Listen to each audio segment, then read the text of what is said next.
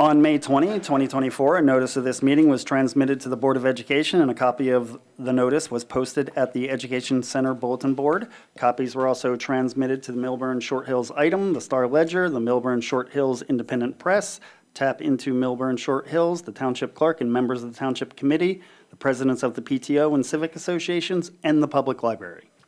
Please stand and join me for the Pledge of Allegiance.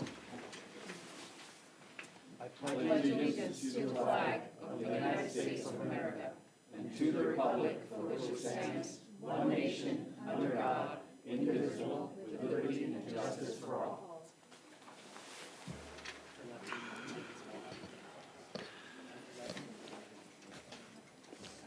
all. First, I just want to say Dr. Diskin passes on her apologies. She can't be here tonight. She had a minor procedure on her foot, and we're all pressing her to stay off it so she recovers quickly and can get back up to full speed. So she's probably listening, but won't be an active participant this evening. Minutes. Can I have a motion to approve the minutes of the regular public meeting and the closed meeting minutes of February 10th, 2025? Mr. Bigman, second. Mr. Lawrence. Any comments? All in favor?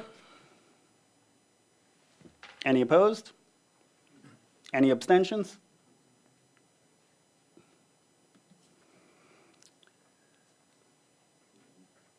Approved. All right. We have 3 presentations tonight. The first on the high school auditorium renovation. Cheryl, I believe you're introducing. Yes, I'd like to introduce from Perrette Somgen Architects. We have this evening with us Caitlin Adames, Rachel Tiedemann, and Adiel Quiteno, who are here to give us an update on the auditorium renovations. As I think you all know, we're scheduled to have the auditorium renovations take place this summer, and we wanted to just give you a snapshot of what you can expect.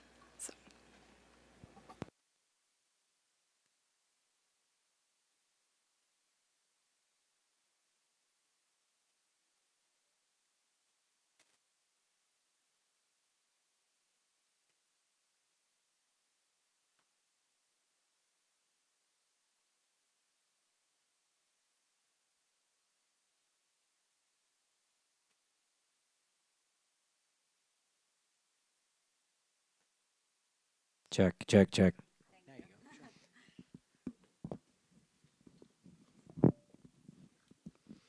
Hello. I just wanted to thank you all for letting us come and walk you through one of the projects that we're working on for your most recent referendum that has passed. Just to give you guys an idea, my name is Rachel Tiedemann. I'm an associate at Perrette Somgen, and I've been with you guys for the past 3 referendums that you've had. My name is Caitlin Adames. I'm an associate at Perrette Somgen Architects. I've been there for about 10 years now. I've also been involved with 3 of your referendums. The first was, the high school media center and makerspace, the middle school multipurpose room and makerspace as well. So I've been heavily involved in your district. Hi everyone, my name is Ariel and I am a project manager spearheading the specific project. I've been with the district for the last 2 referendums since 2019. So I'm going to jump right into it.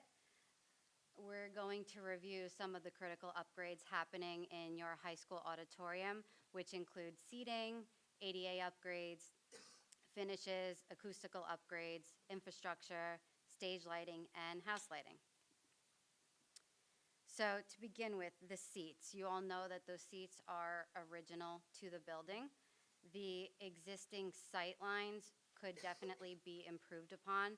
Currently, the way the seating is arranged, there's a lot of obstruction because the seats are not staggered. So what we are doing for the space is staggering the seating. Every other row, those seats will be staggered to prevent the obstructions. And feel free to stop me at any time if you have any questions, or we can leave the questions until the end. So regarding the improved sight lines, when we stagger the seats, basically those sight lines become evident because of the gradual rake in the slab that you currently have. So really, you already have the infrastructure for the good sight lines. We're just amplifying that infrastructure a bit. Now, the same can't be said about the balcony. So your balcony sightlines are currently obstructed for 2 reasons. So the first is the catwalk that drops down right in front of the proscenium, and the second is the cross aisle. So you could see that red line that comes across that cross section. You could see how the heads really of the people in front of that person's view are obstructed. So what we are doing to correct that is basically eliminating any seating that has those obstructed sight lines. And we are also, you'll see on the following slides, we are raising that catwalk to remove that obstructed sight line. So regarding your aisles, currently as you walk down those aisles, the aisle tapers down, which isn't code compliant anymore. So what we are doing is arranging the seating so that you have a uniform aisle width, and it's the proper width for code compliance. Currently, those aisles as well, they're not lit. We will be adding lighting to the side of the chair just for added safety. Now, regarding the finish on the seating itself, that fabric is velvet. So velvet is really, just to actually give you a little history, we did meet with Paper Mill Playhouse to discuss an appropriate seating fabric for these seats.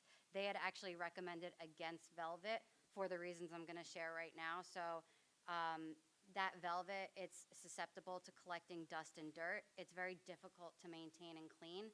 And also, it basically creates an undesirable static cling for certain fabrics that are, our clothes are comprised of. So those are some of the concerns. Sorry, can you hear me? So those are really some of the concerns with using that velvet. In addition to that, the number plates on your seats currently are on your arms. So as the auditorium starts to fill up and people start filling up the seats, you can't really read the numbers. So that is why I know that currently your theater team has taped numbers to the back of the seats. We're going to make that more formalized with the new seats that we give you. So you're going to have number plates on the back of the seats as well as on the arms. The fabric for those seats will be stain resistant, and it will be a lot easier to clean. So these are the finishes that we selected with your theater team, with your school principal. Cheryl has seen this, Dan has seen this. Just keep in mind that these finishes were pre-selected before we went out to bid. So what we call these are basis of design finishes. So essentially what that means is that these finishes could be provided by the contractor, but there is a chance that this contractor offers a substitute product, at which time we will consider and discuss with your administration. And I do want to clarify before anyone asks, the fabric on the seats is not what you're getting. What you'd be getting is the fabric in the blow-ups. Not that pattern, not that 70s pattern. You will not see that. We're trying to get rid of that. So we do know that ADA upgrades was a really critical concern to your team. So we are addressing that on multiple levels in this project.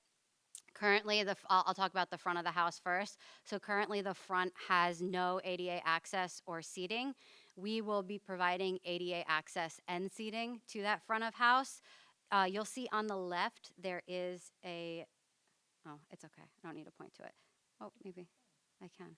So there's a box right here. That is where we're adding the ADA lift so that you can get to these ADA accessible seats in the front, which are green. We are also providing ADA accessible seats at the back of the house, which are green as well. You can see that. And on the balcony, we are providing the required quantity of ADA accessible seats, but we are not providing ADA access to the balcony itself. That is something that will just need to get taken care of in a future phase once money becomes available. But once you do that, you will have the seats there, so you won't have to go and reconfigure things at that time.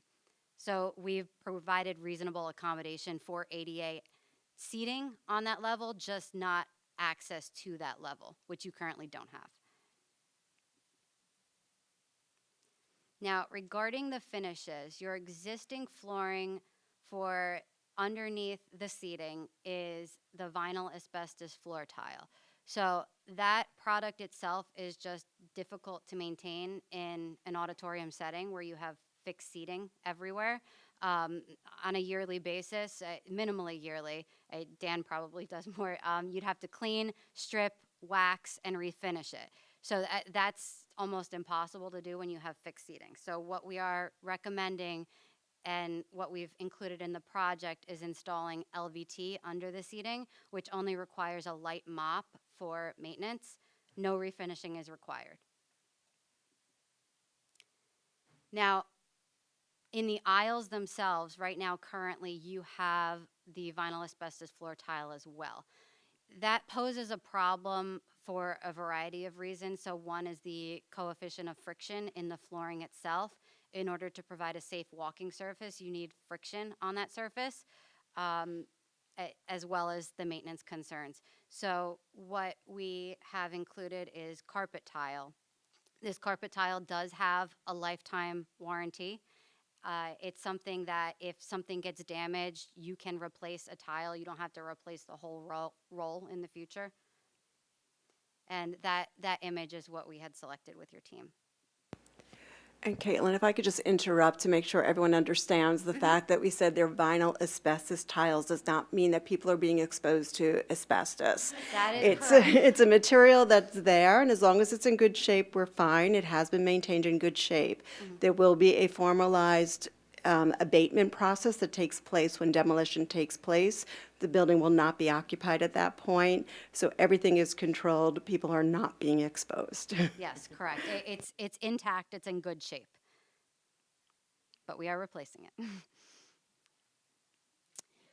Now, for the walls, currently you have painted plaster on the upper walls, and the lower walls are a wood veneer. So, I mean, you'll see a theme here. How we're upgrading this is we're introducing materials that are lower maintenance, and they are high impact resistant. So, rather than just painting the walls, we are installing commercial grade impact resistant decorative wall coverings on the upper and lower portions of the wall. And then on the back wall, which we'll talk about in a little bit, we are installing acoustic wall paneling as recommended by the acoustic engineer. So these are just some images of the finishes that were selected with your team, the wall covering. And there is some paint. So you've got paint in the ceilings, but for the most part, it's the acoustic wall, it's the commercial wall covering and the acoustic panels. Now, regarding the draperies, your existing draperies, they're old and they allow light to pass through. They're not very light blocking. So in addition to that, those draperies, I know currently Dan needs to treat them every 4 to 5 years because they're not inherently flame retardant. So we have specified a fabric that blocks light better and also that is inherently flame retardant, so they don't need to be continually treated, with the exception of the white backdrop, the cyclorama, which essentially it's white and it's used for color washes. That's just a curtain that inherently, if it's a flame retardant material, it holds creases very well, and I know you don't want that. So we are using cotton there. For the rest of the curtains, we're using a flame retardant fabric. And these are some of the colors that we selected, so blue and black for the curtains. Regarding acoustic upgrades, we knew this was a critical concern to your team. Acoustics needs to perform well. We know that currently the existing ceiling shape does not deflect sound into the audience well. The existing catwalk is also an acoustic barrier. It serves as an acoustic pocket where it's positioned, and the acoustic panel surrounding it also contribute to that problem. There is also a lack of acoustic wall treatment in the space. As I just said, it's plaster and wood. The doors leading out into the corridor are not acoustically treated. Right now, they're just standard fire-rated doors. Also, you've got your hard surface flooring, so that's really not ideal for an auditorium because it reflects sound, it doesn't absorb sound. So what we're doing is reshaping the ceiling. You'll see that in future sections so that it directs sound down into the auditorium. We are raising and replacing the catwalk to eliminate that acoustic pocket. We're installing acoustic wall panels just along the back wall as recommended by the acoustic engineer. He did a series of studies in this space and really nailed down what the best recommendations were for the space. They've been implemented into the design. We are also replacing the doors going into the corridors with acoustic rated doors. And as I said previously, the aisles will be lined with carpet. So this is just a little snip of what those acoustic wall panels look like along the back wall. Now, regarding the stage rigging, your existing rigging system is antiquated. It's a manual system, hemp rope. It's comprised of some cast iron components, which are brittle. They're susceptible to cracking with age. So what we are installing is a new modern manual system, nylon rope system. You'll have machine steel components rather than cast iron components. We are also incorporating a loading bridge, which just makes loading the arbor safer. So that loading bridge will be incorporated. We are also, so I say manual here, but it's actually a hybrid manual motorized system because the line sets for the lights are motorized just because of their sheer weight. It makes things easier. And I think, how many line sets do we have? We have 18. We have 18 line sets, and 4 of them are motorized. Now, regarding the catwalk, as I said earlier, the existing catwalk, there's a variety of problems, including acoustics, sight lines, not really being able to confirm the code compliance or safety of the existing system. So we're replacing it in its entirety to just make the positioning of it more useful. Regarding AV infrastructure.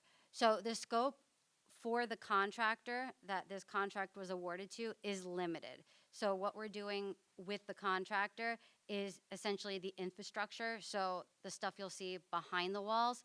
But I know that Cheryl and team are working with the Ed Foundation, they're working with the high school PTO for additional embellishments on that to get you a more complete system.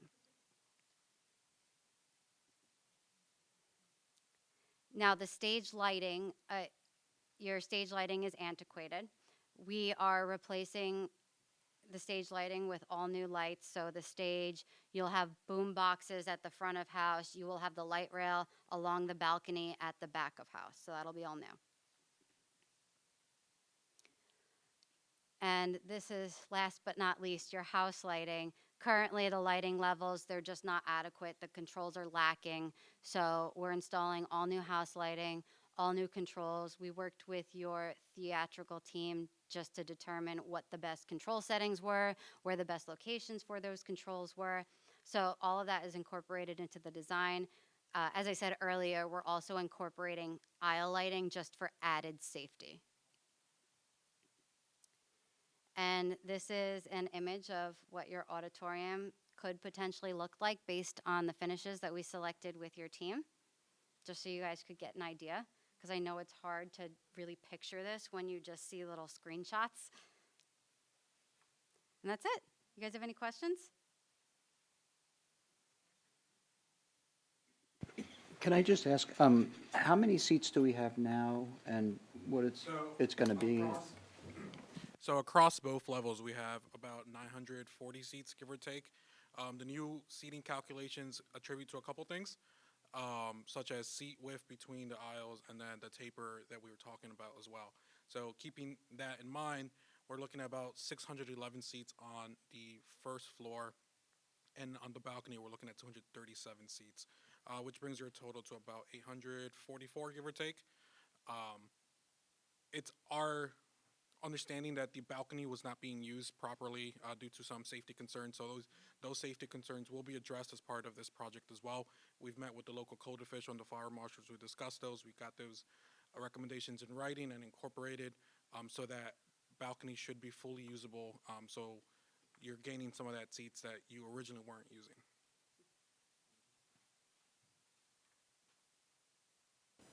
Ms. Shivani? So thank you. This is very exciting, especially given the current state. And it's interesting to know the different shortcomings that are there in the existing setup. So I'm excited about the changes. Just for everybody's benefit, can you give us a sense of timeline when you plan to start and, what's the expected? Because I think that's important. As mentioned, we are going through a very robust abatement process. That process will start around June 9th for about 3 weeks. Hard demolition will probably continue shortly after in July. We're looking to potentially hit substantial completion towards mid-October with a date set currently at October 17th, which allows, we understand we're encroaching on the school year a little bit, but this schedule was in coordination with the theatrical program and the administration as well.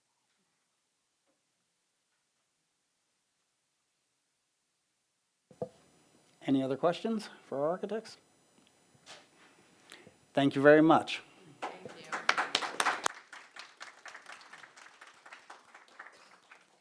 you. Ms. Schneider, we're going to move into the budget presentation. Thank you.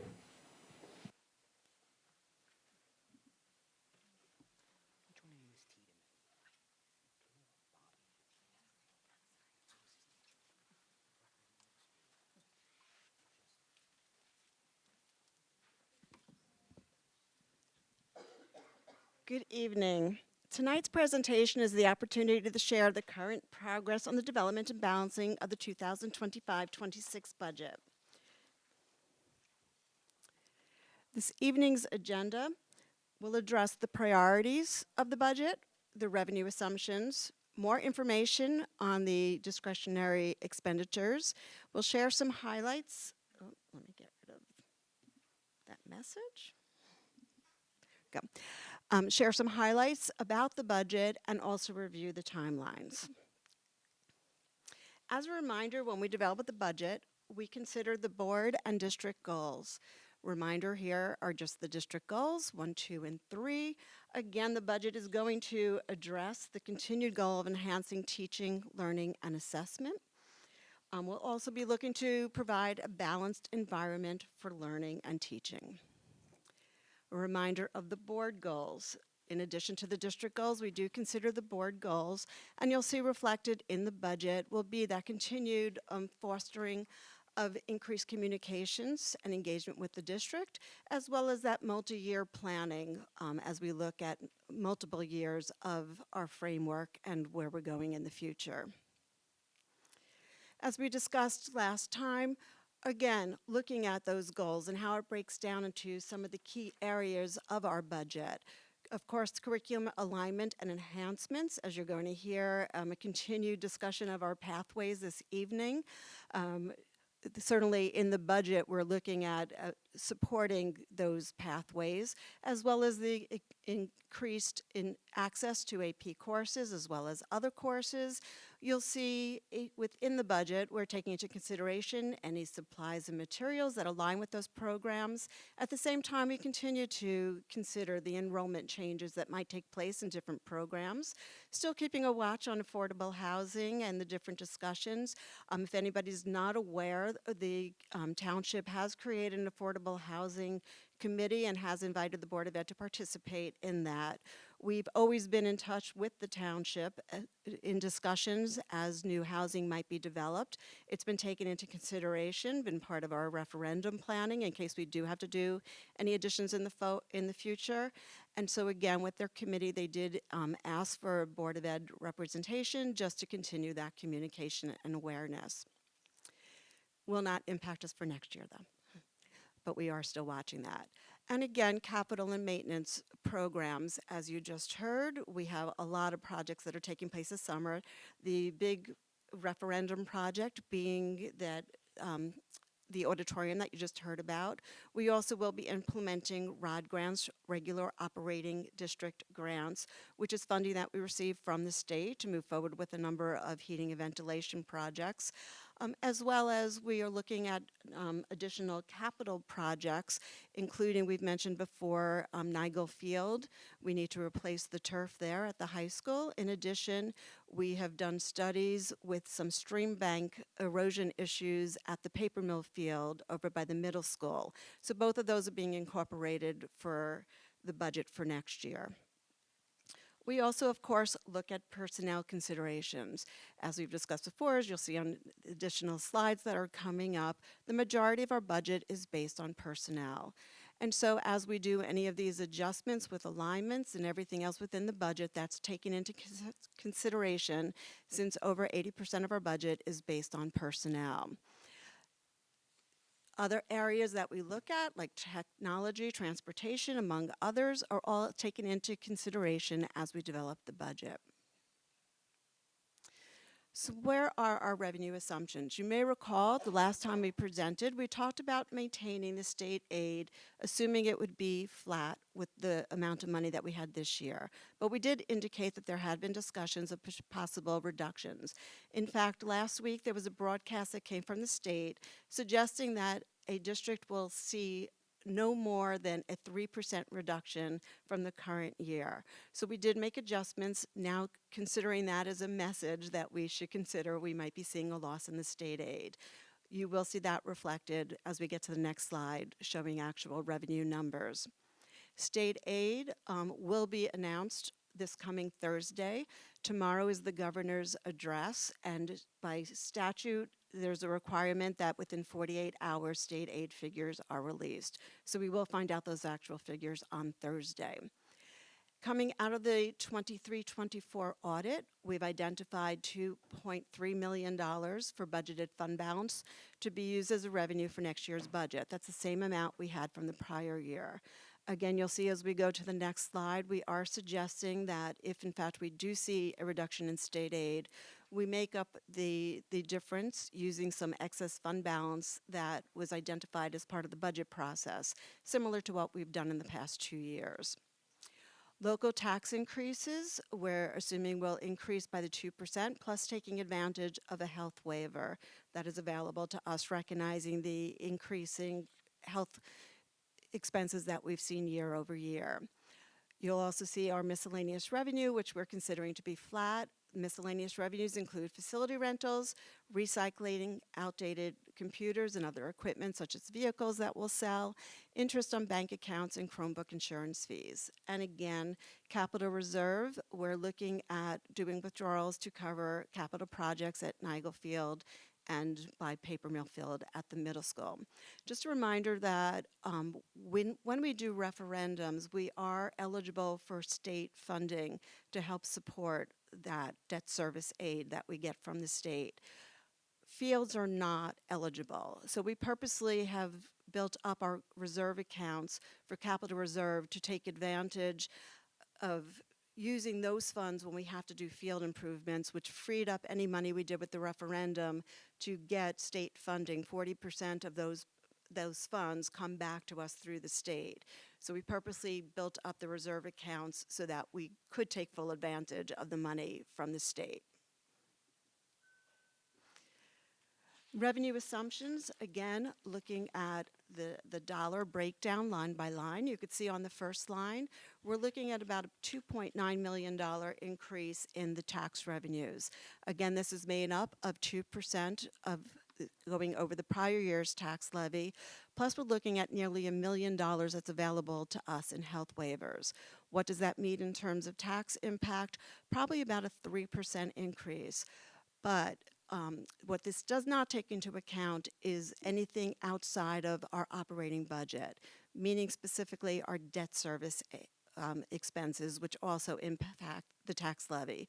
Because we went to that flat debt service concept plus getting state aid from the debt service, we're actually seeing a bit of a decrease in our tax levy for debt service. So overall, we'll probably end up with about a 2.6% increase as opposed to that full 3%. State aid, again, looking at a reduction there. Two different portions that I want to highlight. One is the Medicaid initiative from the state. You may recall that we've discussed before that we're required to participate in the SEMI program, this state eligibility for Medicaid program.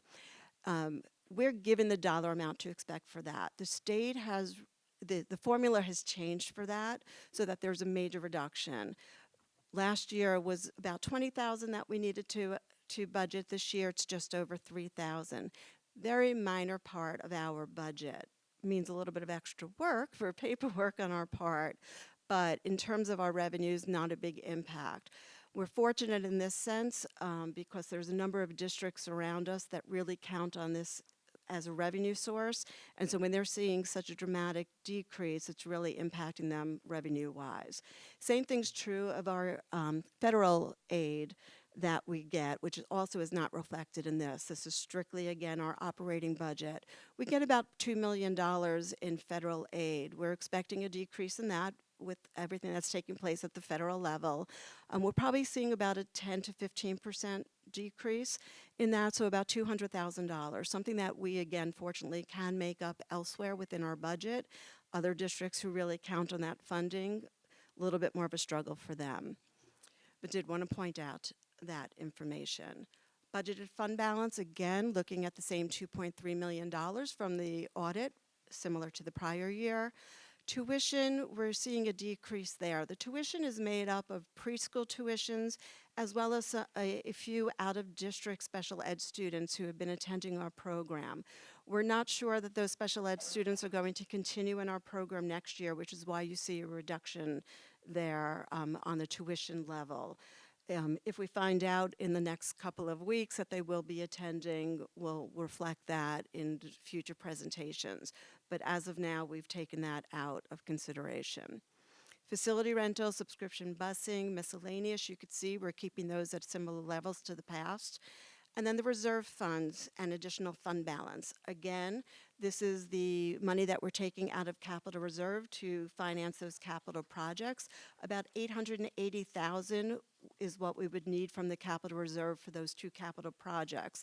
The remaining $210,000 is what I'm anticipating we may see as a reduction to that state aid, and I'm suggesting that we make that up with the additional fund balance that's identified through this process. And finally, the overall revenue, we're looking at about a $3.3 million, almost $3.4 million increase overall. Again, just looking at the breakdown of that revenues, you could see state aid, we were about 7% last year. We're now going down. We're projecting that, we'll find out on Thursday, that we're more at 6.5%. With that, the local tax levy is starting to eke back up as a percentage of it, 89%. The truth is that within that other amount of 2.16, that includes that money we're taking out of capital reserve and budgeted fund balance. If we did not have such a large capital reserve that we were taking out, our local tax levy would be back where we've been in the past year or two at about 90% of the budget. So again, keeping in mind that the majority of our funds are coming from the local taxpayer. Looking at state aid and where it's been over time, this is looking back at about a 17-year snapshot, and I'll explain why we're going back, looking so far in just a second. But you could look back over the past 5 years. There's been an increase each of the years, building up to the nearly 7% that we had last year. That was an initiative upon the state's level of fully funding everybody's state aid requirement. Right now, they're looking at that state aid formula once again. Again, being conservative, they're bringing that back down a little bit. So we're back to where we were not this current year, but last year, if in fact that's the number that we get. So we are projecting that out. The important thing to look at here, though, is where we've come over time. And again, I kept a 17-year snapshot there just to show you that we were close to that 6% level many years ago, back in 2008 timeframe. And then we saw a huge drop in 2010, similar to every other district, but basically where we were not receiving any funds from the state. There was a discussion in Finance Committee, which is again why I wanted to make sure that this was kept up there, of everything that's happening at the federal level. Is that going to then end up affecting our state aid in the future? And it's interesting to point out that the financial crisis that we hit in 2008, it wasn't until 2010 that we saw that big drop off. So we're all wondering what that's going to mean over the next 2 years. Is it something that we're going to see? So something that we really need to keep an eye on and watch. Again, years ago, it really was not making up a huge part of our budget, but now it is making up $6-7 million. So it's something that if we lose that funding, will be difficult to make up somewhere else. And so it's something we do need to keep a watch on. Do not anticipating that affecting us for next year. Again, we will see a decrease in our direct federal funding, but that will be maybe $200,000. I don't expect it to be more than that. Again, reminder that the majority of our expenses are based on personnel. Here you can see that with our current numbers that we're looking at, about 81% of the budget is coming from salaries and benefits. Breaking that down further, we have about 63% are in salaries, 18% are in benefits, and the remaining 19%, we look in two different pockets, even though you'll see on the next slide, really nothing is left to be discretionary at this point, but we do break it down into what we consider non-discretionary, making up about 12%, and the remaining 7% in discretionary. So what does that mean? Non-discretionary, again, things that are mandated. So if we have out-of-district tuitions for special ed students, that's part of their IEPs, and we must pay for it. Transportation that's mandated. Utility expenses, again, I had mentioned last time that we are seeing increases in the rates of utilities. That's built into the budget, but that's something that we need to keep the lights on. Yes, we can try to change some habits and turn off lights a little bit more, or maybe keep the temperatures a little bit lower, but we do need to keep those lights on. Any lease payments that we're obligated to. ESIP there is an energy savings plan. It's something that the district participated in back in 2015, 2016. We do have an annual payment that's built into the operating budget that we're obligated to pay. You can see there the other obligations, including anything that's in our bargaining unit contracts, including tuition reimbursements. We're obligated to include that in our budget based on the agreements that we have. Leaving that 7%, just over $7 million of what, again, we term discretionary, but it's not really discretionary. It's things that are built into our programs, our textbooks, our professional development. It's all of those initiatives, just we have a little bit more control of how we're spending that or if we're making any kind of adjustments there. Good example is technology. In the past, you will recall, we had agreements that we had with Comcast for supporting not just our internet, but also our rental of the lines that brought the internet to us. We worked with the township to take part in their infrastructure that they created wires throughout the district. So we now do have our own direct lines. Next year, we will see a decrease in our internet expenses. Clearly, we do not think that internet is anything that's discretionary at this point. We all live by it. We certainly need it for the way that we provide our instruction, but we will see a savings because we do not need to rent those lines anymore. We still need to pay for the internet access, but we're not renting the lines that's bringing it into our buildings. We now own those lines. We will have to instead have some insurance and maintenance programs in case anything needs to be fixed with those lines, but we will see a reduction. And so where are we now, and where do we go with the balanced budget? We are basically at a balanced budget right now. We're waiting for those state aid figures to be announced later this week in case there's tweaking to be done. But at the same time, we still are continuing the conversation, seeing if we're getting any more information in terms of some of our expenditures like insurance, any other assumptions that we might have to make adjustments with. Just last week, we were having a number of conversations with some of the budget managers, talking about some of the staffing needs, making sure that we're really honing in on what we need to move forward with all of those goals that we have. And so the next steps, again, governor's budget address, that takes place tomorrow. Within 48 hours, they need to give us our state aid, so that's expected on Thursday, the 27th. We then will work on the preliminary budget. We have a finance committee next week. On Thursday, we'll be bringing them our final recommendations for that preliminary budget on March 6th. That then will come to the board at the March 10th board meeting for approval to go to the county. We must submit to the county by March 19th.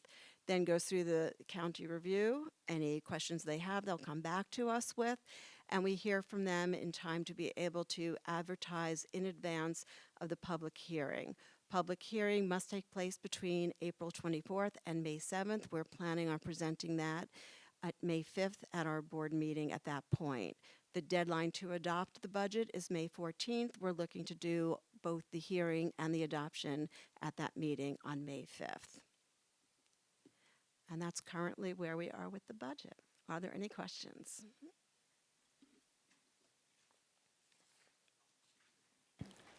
Yeah, thank you for the presentation, the diligence as always. And thank you for your comments on the impact of the financial crisis on the state and the fact that it actually takes a few years to filter through the system. The reason it's important for us is it's important to be prudent. And this is not a political statement of goodness or badness, but if there are reductions in at the federal level, even though we are not direct beneficiaries, if there is less federal funding in general for programs, that may cascade down through Trenton. So I think we would just be prudent, given and thank you for sharing that historical. It takes a couple of years for this to flow through the system. So thank you for pointing that out. You're welcome. And just a reminder, so we did mention last meeting about the New Jersey Clean Energy Grant we had gotten. That was huge for us. It allowed us to do a lot more with referendum dollars by getting that money to do the HVAC. That was nearly $5 million that we received. That was a state funding, but it really was federal dollars that came through the state. It's those kinds of programs that probably are not going to be available to us, at least in the short term.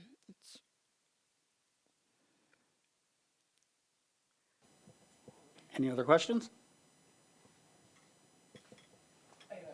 Hit it, Ms. Long-Richards.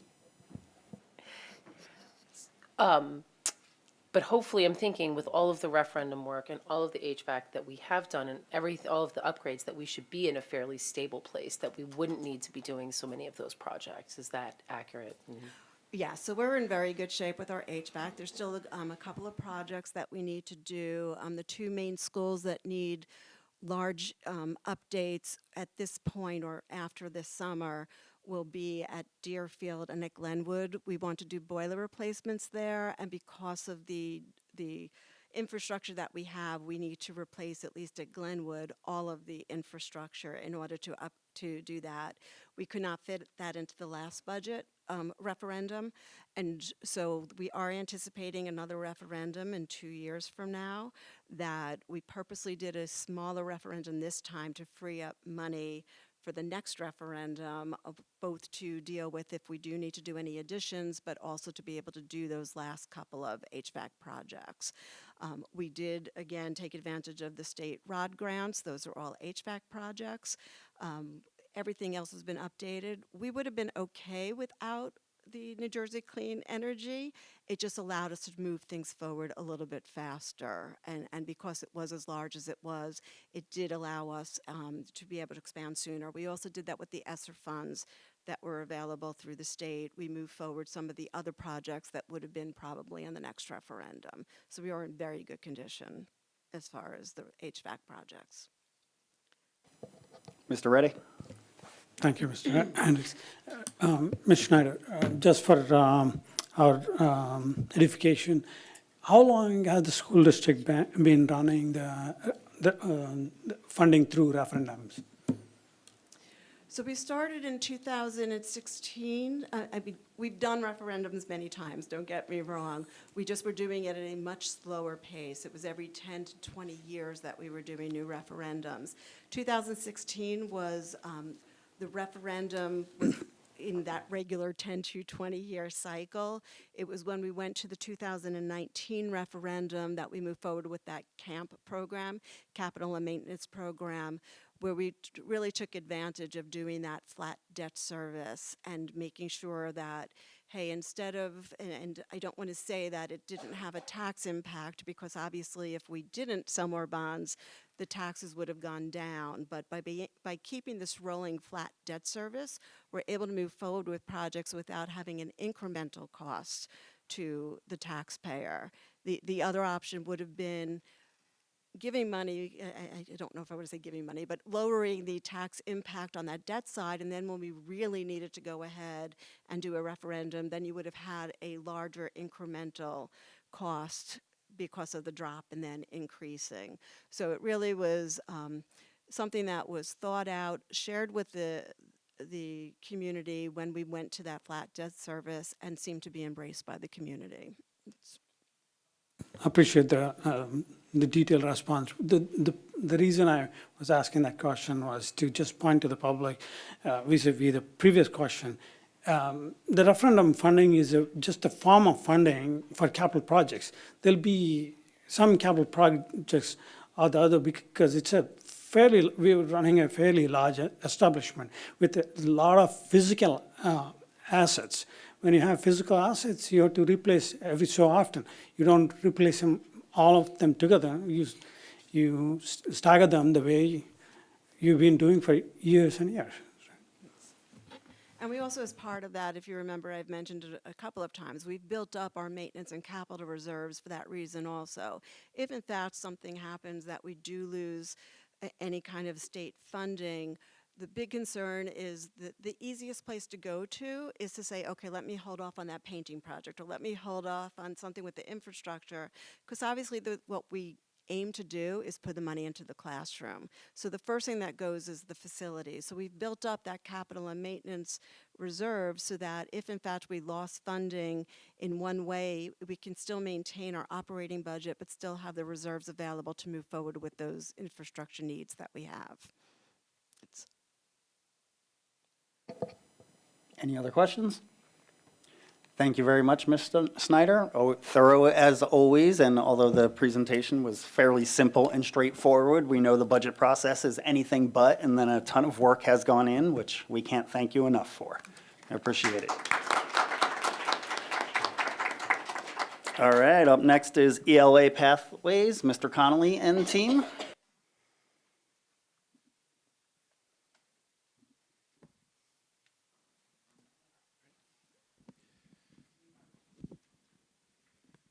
Good evening, everyone, and thank you. This is our third installment of our Pathways series of presentations on the curriculum instruction side. Today with me is Mrs. Una Abrams and Dr. Jessica Siegel, who are here to talk a little bit about our K-12 ELA program, their pathways associated with it, and just look a little bit of data. So I'm going to pass it over to Ms. Abrams and Dr. Siegel. Hi there, good evening. Thank you very much. So as we examine our pathways, we utilize data to reflect, celebrate, and consider next steps. And this evening, I am tasked with refreshing you on previous data presented. I promise to be quick. I did it this past fall. And then also breaking that down just a bit more, both horizontally and vertically. So these next two slides are a refresher on what was already presented in the fall. Just a reminder that light green on these is meeting expectations for English language arts. Dark green is exceeding, so we're seeing a lot of green in all of these. And then also presented in the fall was just that same data, but underneath that is the state data.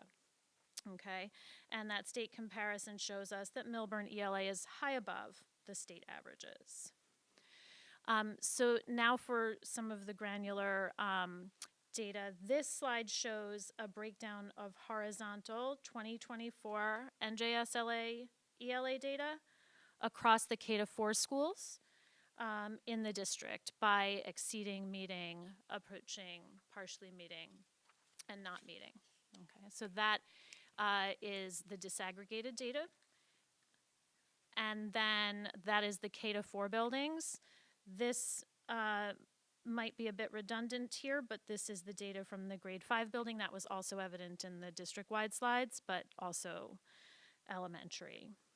So the state provides us with granular evidence statements related to student performance on the exams, and these next few slides are a snapshot of the breakdown of writing data. This one is for grade 3, horizontal. As you can see, state averages are indicated by the blue boxes. I've put the legend there for you. And district averages by the green dots.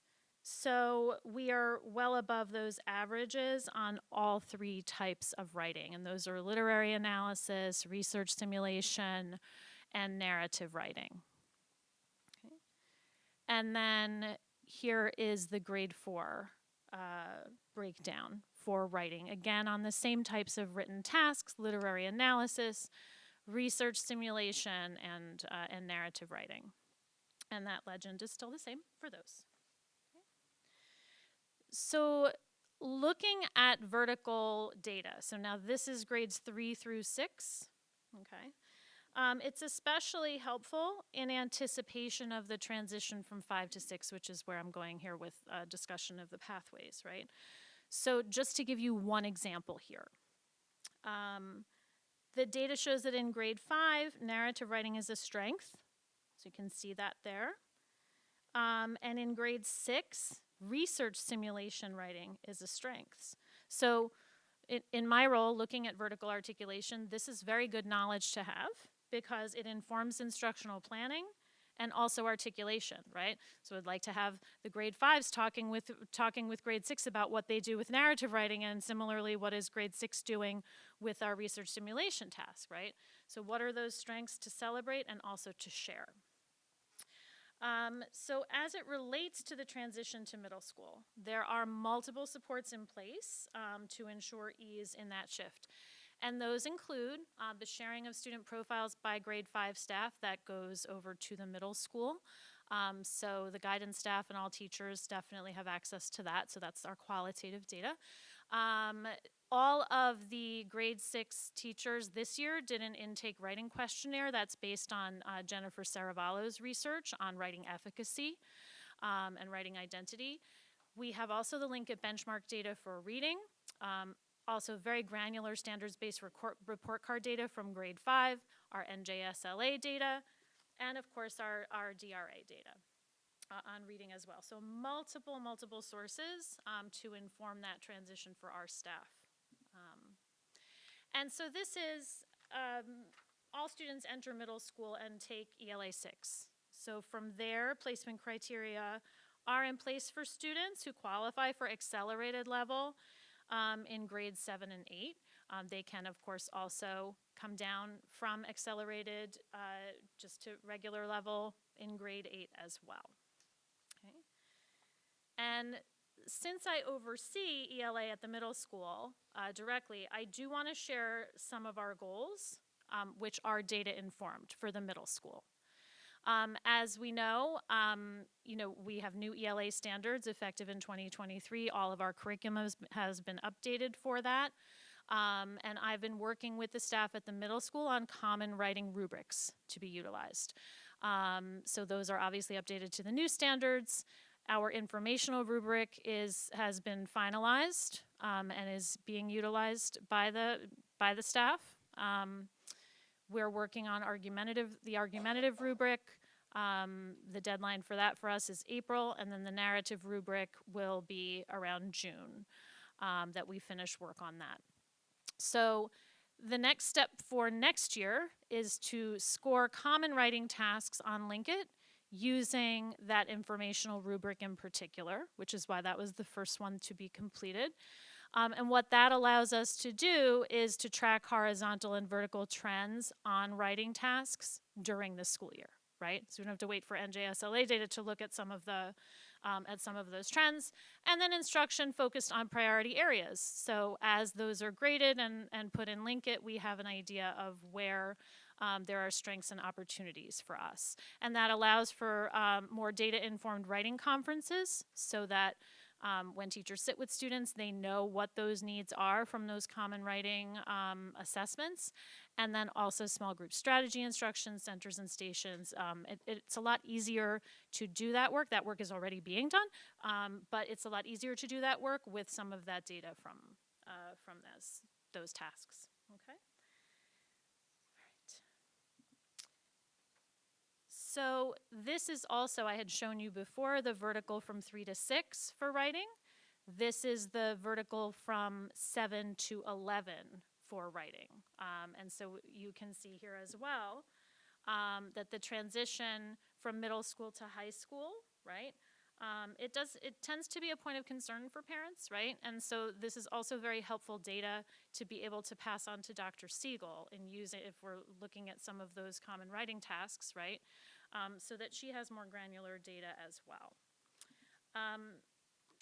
So when we talk about the transition from grade 8 to grade 9, again, what are some of the supports in place and what are some of the practices in place? And these practices have been in place long before I arrived in the district. So the department chair and the director do instructional rounds together. So last year, Dr. Siegel and Ms. Graff did instructional rounds in the middle school. Ms. Graff also was with Dr. Siegel at the high school during things like department meetings and grade level meetings. I've done the same. I was just in with the grade 9 team last week. Okay. We do look at the NJSLA evidence statements. That does get shared over, as soon as those are released, and the NJSLA data over the summer. Certainly at the middle school, there's end-of-year student survey data that's collected. Dr. Siegel can certainly tell you much more about the survey that they do at the high school. One thing that I would like to make a practice this year is simply to have the grade 8 teachers share their student writing portfolios, right, with the grade 9 teachers. That's an easy, in Google Drive, you can do that pretty easily. And then we have access to the Linkit benchmark data from grade 8 for our grade 9 teachers.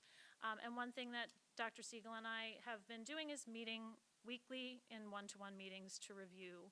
And I share with her certainly some vertical articulation data, as she also shares with me what's happening at the high school. And I'm going to turn things over to Dr. Siegel now to tell you about all the wonderful things at the high school. Hi, thank you for having me. I do just want to speak to one thing on this slide about the department and the grade level meetings.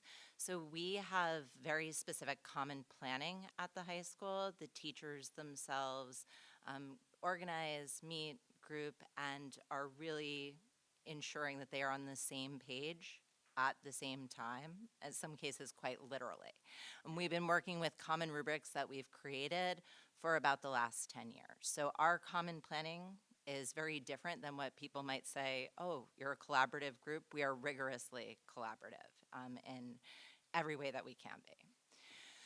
So I know one of the concerns that we've had historically has been the 8 to 9 transition. Seems to make sense, right? 5 to 6 transition, we're moving to a new building. 8 to 9, we're moving to a new building.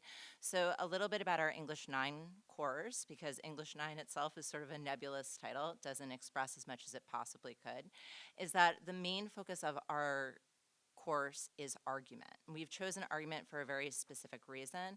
We've chosen argument because we feel it is the most transferable of all of the ELA skills. So in a world where ELA is, close to becoming obsolete in terms of STEM focuses, hard for me to say it, but it's true. I really believe, and our team really believes, that argument is the Swiss Army knife that will allow ELA to permeate other disciplines. And we actually see that because there are literacy standards in science, in math, in comp sci specifically, that focus towards argument. So argument is a skill that involves being able to make claims that are supported by specific evidence and through thorough reasoning, and it also necessitates being able to address valid limitations and challenges to one's thinking. Really, this is a course that is building the critical thinking skills of students, and in many districts, the AP courses are the most important. I think I can speak very honestly to say that I think every course is important, but I feel English 9 and the work that the English 9 teachers do specifically is remarkably important in transitioning our students to higher level critical thinking skills. For our pathways overview, One of the things that I'll speak about on the next slide is the richness of the elective program that we have, but we do have one shift for next year. So our shift for next year is AP Language and AP Literature and Composition. So AP Literature and Composition will become the junior advanced placement course offering, and AP Language will become the senior AP course offering. There are many reasons why we did this. We did a lot of comparative data with common districts. We also were looking specifically at how to free up course requirements so that students would be able to take additional courses in their junior and senior year. And we also wanted to ensure more precise vertical articulation, which AP Lit does more than AP Lang does. It also ensures future success for our AP Lang students in their senior year, as most of them will be required to take a freshman composition course in college, and AP Lang aligns more to those standards. Our English elective offerings, one of the things that really makes us stand out as a department and as a district in our other disciplines as well, as our rich elective offerings. So here's just a sampling of the electives that we offer. One of the things that I think is pretty remarkable here is that we are able to offer a diversity of electives so that students who might not necessarily feel like they're great English students, but they love true crime, can go ahead and take a true crime elective. Or if they're interested in a philosophy class, they can take humanities. Or if they're interested in sci-fi and fantasy, which a lot of our great readers are, they can go ahead and elect to take that class too. So we have a lot of remarkable offerings here, one of which actually was even co-written by a Millburn High School student. It was the result of one of her senior one of her senior projects. And I'm happy to say that she does occasionally email us to check in to make sure we're doing a good job. So some accountability on that line. So Ms. Abrams and I are going to speak specifically about some hypothetical examples of the ELA pathways through some students that we've created for you. One of the things that I do want to point out before I turn it over to Ms. Abrams is that in ELA, it's very possible for you to be in a CPA class and to be in an accelerated elective. It's also very possible for you to start in CPA and to end up in an advanced placement class by your junior year. Thank you, Dr. Siegel. And I think if you look at all of the options for electives here, one of the things that I know that I have shared this earlier as well in program committee, I've worked in several high achieving districts in New Jersey, and I have never seen electives like the ones that are offered here. I mean, this is really next level. So I really do want to reinforce that. And I know that when Ms. Martin and Mr. Starita did their presentation, they gave you some hypotheticals. All of our hypotheticals include English students taking electives, okay? So because we're telling the story, so just letting you know. So if you look at student A's pathway, they follow a college preparatory pathway, selecting some electives early in their high school progression, pretty simple. Student B is a learner who chooses a consistent accelerated pathway for English, finds themselves at readiness for AP language by their senior year. So student C is a learner who may need more time and choice in their coursework to pursue accelerated courses as an upperclassman, and note that this student first thrives in accelerated placement in electives, right? By taking that accelerated, elective in their sophomore year. Student D, who did not meet criteria in middle school for accelerated English, did meet it going into sophomore year, maintaining electives at the college prep level, and then pursuing AP coursework later. And then for learners like student E, who might have been on the fence about whether to pursue accelerated or AP English, an elective like fiction writing allows them to experience the reciprocity between writing and reading, and that student then has the confidence and a sense of efficacy to pursue AP literature there as a junior, right? So we like to say there's multiple pathways for all of the ELA students here in Millburn. Did I get that? Did I get everything, Dr. Siegel? All right, so. So just moving on, last, hopefully not least, we have some high school ELA celebrations. So we have embraced the policy and are working with our revision and extension activities to make those meaningful for students and to also give teachers important data about student progress. We are continuously and rigorously reviewing our program, always to ensure that our electives are catered to the needs of our students and not to the desires of our staff. We have a rich elective program, which we have already spoken about. Sorry, common planning I've also discussed briefly. Our publications themselves are also relatively remarkable. If you look at Word, Cellar Door, The Miller, and I also included The Dream here as well. The Dream was a publication that was disseminated by our Black Student Union, our Social Justice Club. It's really a remarkable zine that they create every year. And we've had about 70 known submissions to Scholastic Art and Writing. We had lots to celebrate with our art awards. We don't have the Region at Large Writing Award winners yet, but we do have students who are happy to share that they've won, so that list will be forthcoming. And then coming soon for you as well, we have an MHS English site, which is something that we currently have under construction, working on that. We also have some video testimonials from our students who are just sort of giving a little bit of background about what our electives look like, so there's more of an understanding, and you're hearing it straight from the kids about why those courses are so important. And then, very exciting, despite my blistered hands, we have some new literacy-rich spaces that were made possible by a very generous grant from the Ed Foundation. We got to put that furniture together over February break. I realize why I am not a furniture putter together maker, but it does look great, and the kids were very excited to be in those spaces today. So again, we thank the Ed Foundation for helping us to transform to obsolete and outdated computer labs into spaces that really allow students to talk and to listen to each other and to read and write well. So thank you very much. So I just want to thank Dr. Siegel and Ms. Abrams for their continued efforts to, rethink the way we're doing things in the ELA department, K-12, looking at the data, ensuring that our students are meeting, what they need to do to become the best possible versions of themselves as students. So thank you again for coming. And next up on our installment of Pathways would be the humanities and a little bit of a celebration on cultural diversity.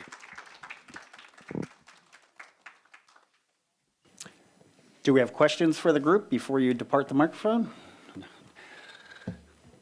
Mr. Reddy, and then Mr. Farshuden. Dr. Siegel, Director Abrams, thank you so much for the presentation. As someone who studied rhetoric at Bowdoin College, I take exception to the statement that ELA is obsolete. It is very much not obsolete, and I can assure you, I'll give you two examples. I work at a technology company. The folks who are in leadership position have critical thinking, and they excel at written and verbal communication. I also do interviews, college interviews for Stanford University, and the kids who excel are the ones, once again, who can articulate and make an argument. So I would say that ELA, this is the golden age of ELA. It is not obsolete, and thank you for your work. That's perfect. Now you can convince all of our seniors to become English majors. Yes, yes, for all the girls in STEM, it should be everyone in humanity, everyone in English, yes. Mr. Reddy? Thank you, Mr. Hendricks. Dr. Siegel, Ms. Abrams, Mr. Connolly, thank you for the presentation. I echo Mr. Farshudin's views there. I want to point out, in addition to language and math, in ancient education systems, whether you take Greek, Roman, Indian, a bunch of other ancient education systems, logic was taught as a separate discipline. As part of that, argument and sophisms was a required part of being what it meant to be educated. Unfortunately, in modern education systems, we don't have that, and math and English have to do double duty to try to close that gap. And I'm thrilled that our school does it really well. On that note, I want to draw attention to how well our students are doing in ninth grade. If you look at below proficiency, they're about 7.6%. That's phenomenal. I mean, obviously we are heads and shoulders above the state mean.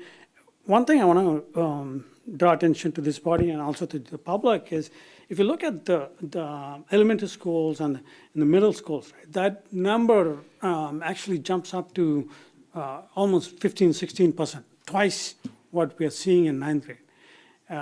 That's basically 1 in 5, 6 students are not proficient.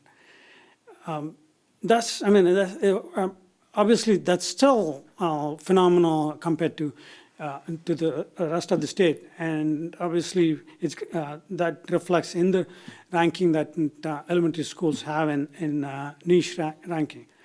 But what I think our primary goal should be improvement in student achievement by itself. We are not looking at state standard and saying, okay, that's the standard. That's never been Millburn. Collectively, I think our challenge should be how to close that gap to the high school.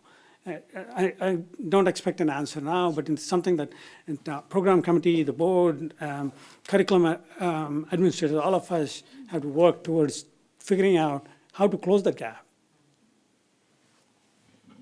So just on that, one of the things we are looking at is longitudinally how students are performing when they're starting to take these standardized tests in grade 3, grade 4, and then grade 5, and looking at cohorts of students to see where the gaps are and if we can make some improvements in our curricular approach to some of that. So that's something that was absolutely part of the conversation. And additionally, some of those reports that you saw up there are not necessarily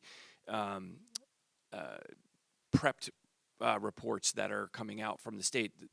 Ms. Abrams has gone in and kind of dug into the granular on some of that to begin to really look at the data and look where we can improve upon, and how can we string it together across the district so we're a little bit more uniform. That's fantastic. Ms. Shivani?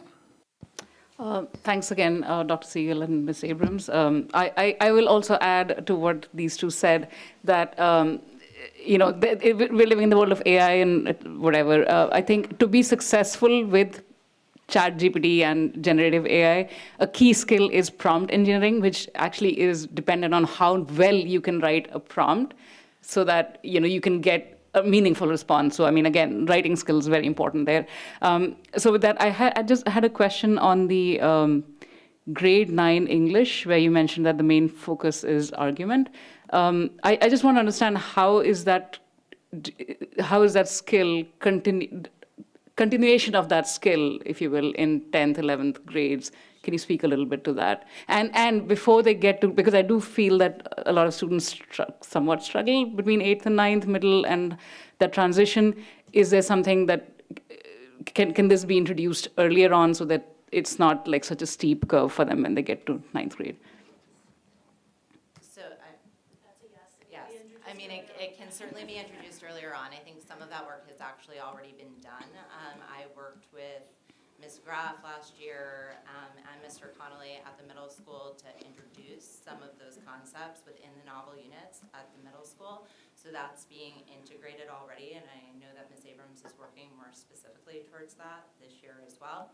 And in terms of how that's continued, it is the underpinning of all of our English classes. So we take that notion of argument, or that skill of argument, I should say, and we work to develop and even transition and alter it and to complicate it as we move through. It is considered one of our power standards, so you'll see that if you look in Atlas for all of our curriculum moving from 9 through 12. We will add additional things to it depending upon the needs of the course, the standards that are offered specifically as well. Thank you. Any other questions? Thank you so much for the presentation.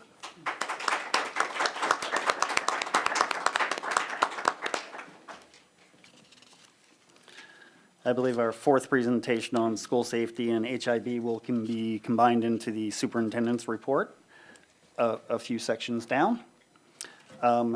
Board president's report. not too much for me, and certainly nothing new. Overly focused on pushing on the priorities we laid out about a month and a half ago, primarily grading, which includes a deep dive on the midterms and how we did there. 2, access, which a part of is all these pathways and expanding the pathways, which that's coming to fruition now, which is great to see. And 3rd is personnel. We've known there's a number of openings in the district. It is prime recruiting time, so we're very focused on identifying the best people to get in those roles as quickly as possible. So that's all for me, certainly. We're going to combine the superintendent's report with that safety and HIB report, along with the assistant superintendent's report, all given by Mr. Conley.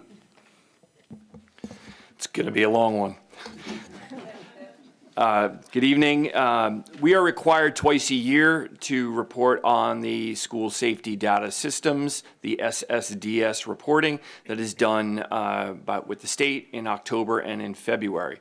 This report covers the prior 6-month time frame, July 1 to December 30, 2024. For the district, there were 6 reported cases of potential HIB. 3 were confirmed for HIB. In comparison, the totals this time last year were 12 reports and 2 HIB findings were confirmed. In addition to the HIB incidents, we are required to report the number of incidents that fall under SSDS, such as violence, vandalism, substance use, or possession. For the reporting period, there were 15 such incidents. There is also a requirement to report on our trainings. There were 16 training sessions around the district during this period. 169 programs were conducted to demonstrate problem solving, bullying prevention, positive responses, and action for students and the school environment.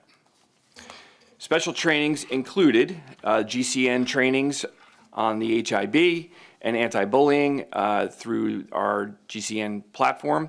Trainings were conducted for all anti-bullying specialists in the first half of the school year on the district HIB policy procedures, including bullying prevention, school climate, and culture improvement. During the new staff orientation week, all new staff received HIB training. Summer administrative retreat topics was a focus, and it was organizational health and the top 10 leadership and teamwork principles. Establishment of a wellness committee and threat assessment teams, and the Know Before training on cybersecurity and internet safety. Specifically in the elementary schools, in addition to any district-wide training, the elementary schools held building-specific trainings as follows: conflict resolution and peer relationship, social norms for teachers, school-level administration to help students with activities. School climate meetings were held, as well as school safety and security training. HIB policy and bullying prevention instruction was reviewed. In addition to any district-wide training at the middle school and high school, held specific trainings as well. The high school held training on school climate and culture improvement. The middle school held training on anti-bullying, Bill of Rights Act, including the NJ4S6 training.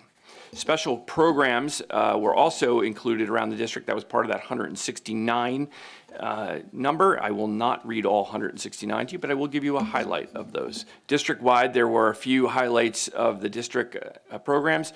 In the high school, we had we had the Breaking Free Unmasking the Mind Control of Modern Technology on Today's Youth and How to Build Resiliency. MMAC presented Screenagers. The partnership between the Millburn Police Department and the district, we provided an internet safety, parent, and student presentation. And then we had the Grading for Equity presentation with Joe Feldman. Specifically at the high school, Millburn High School students were involved in over 80 programs, fundraisers, clubs, meetings, and events during the second half of the school year. In addition to many events, activities, and programs, the Ed Foundation helped to sponsor the One Millburn Day as part of the school-wide event to discuss global crises, social justice, equity, inclusion, and mental health. There were just a few, these are just a few examples of some other programs that took place. There were 18 charitable drives, 43 cultural community clubs that met, 10 SEL social emotional learning events, and 10 service organization events, excuse me. I did tell you it was gonna be a long one. Middle school.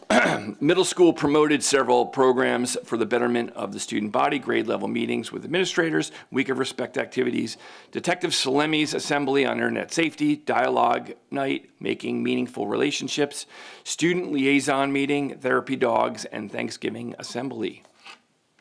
And at the elementary school, there were many programs as well. All the elementary schools participated in the Week of Respect, Red Ribbon Week, and held Caring Kids programs. Some other highlights at Deerfield, they hosted a Native American dancers, a movie night for students and parents, and a kindergarten family night. Glenwood had the Walkathon to support Bridges Outreach Program, and the Holly Rock Assemblies for good sportsmanship. Hartshorn had the Afro-Cuban Ensemble Assembly, understanding music of various cultures, and South Mountain had the whole school meetings, and Wyoming had the announcement club, and they discussed to promote the respect and the 8 habits of happy kids. And at the Washington School continues to support the Leader in Me, and that concludes the SSDS report. Just a little update on the principal search. We want to thank the staff at the middle school, Hartshorn, Deerfield, and Glenwood schools for sharing their desired qualities and skills for the upcoming principal or the upcoming new principals. A Google form has been sent for additional input to gauge staff interest in joining the search committee. The next steps to screen resumes, candidates in-person interviews. Committees with staff and administrators will be formed and will work to find the best principals for each building. Parents can share their thoughts during rescheduled parent-principal input sessions during the week of March 3rd or via feedback form that's on our website. As of February 14th, the application deadline, we received 65 applicants for the middle school position and 86 applicants for the elementary school positions. Those are in both application pools. There's a mix of internal and external candidates. We are on track to complete the interviews and submit a recommendation to the Board of Education by late April or early May. We want to thank everyone for their input as we select the best principals for our schools. Just a reminder about kindergarten registration. Kindergarten registration is underway through Friday, February 28th. Please remind friends and neighbors with kindergarten-age students to register as soon as possible. You can register using our system on PowerSchool, which can be found on the website. Additionally, we want to highlight a Millburn Education Foundation upcoming event, STEAM Fest 2025. It will take place on Saturday, March 22nd and Sunday, March 23rd. The Millburn Education Foundation honors science, technology, engineering, arts, math with STEAM Fest 2025. This year's theme will be Careers in STEAM, and planned activities will interest students in the community who are building towards their future careers. The youth art exhibit, it'll take place, is coming up on March 6th, and will take place at the high school between 6 p.m. and 8 p.m. So please come and join us. You cannot miss that. And then just a couple of upcoming theatrical performances.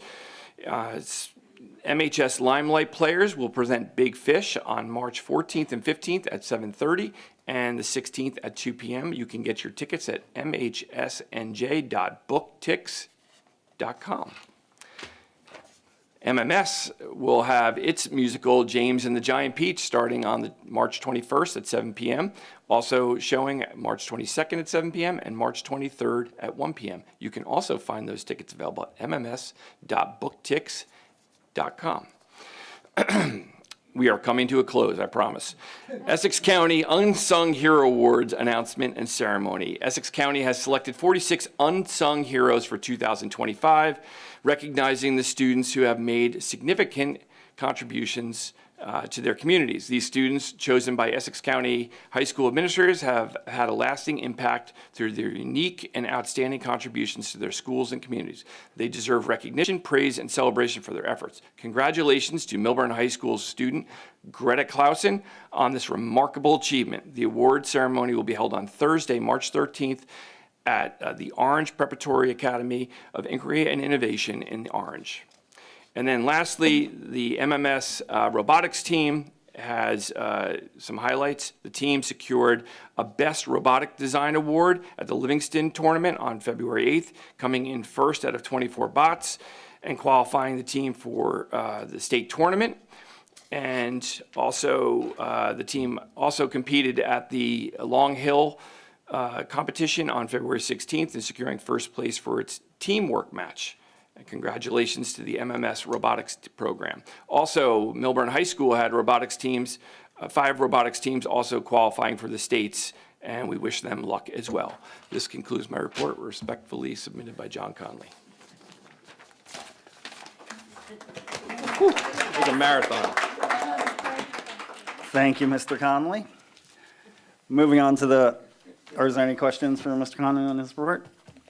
Moving on to the board committee reports, student representatives report. Mr. Glatt? Please do.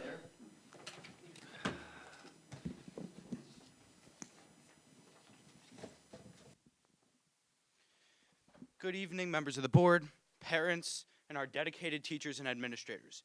I hope everyone enjoyed their February break. I enjoyed having 9 consecutive days off of school.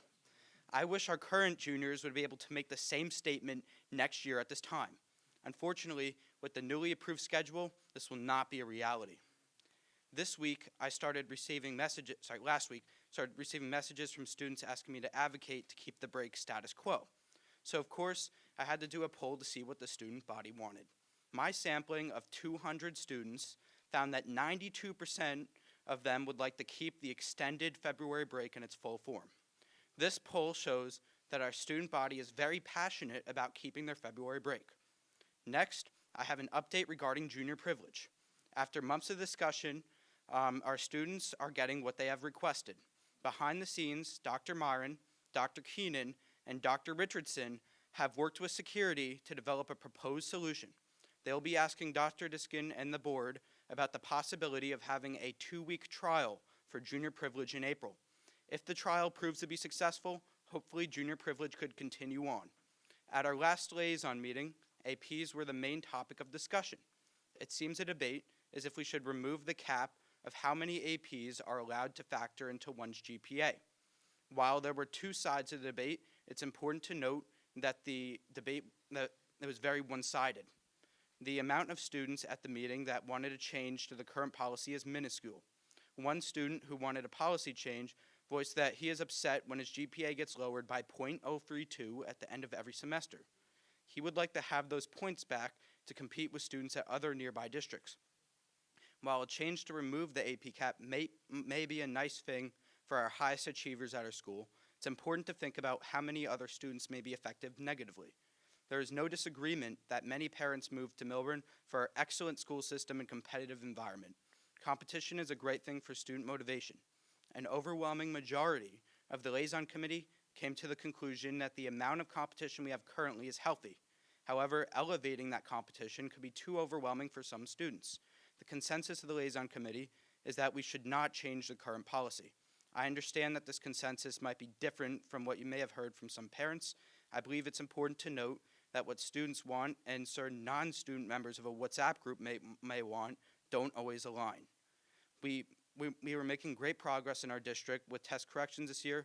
Removing the cap on AP credits would reverse the reduced anxiety our student bodies had this year. Please listen to our students. They're counting on you.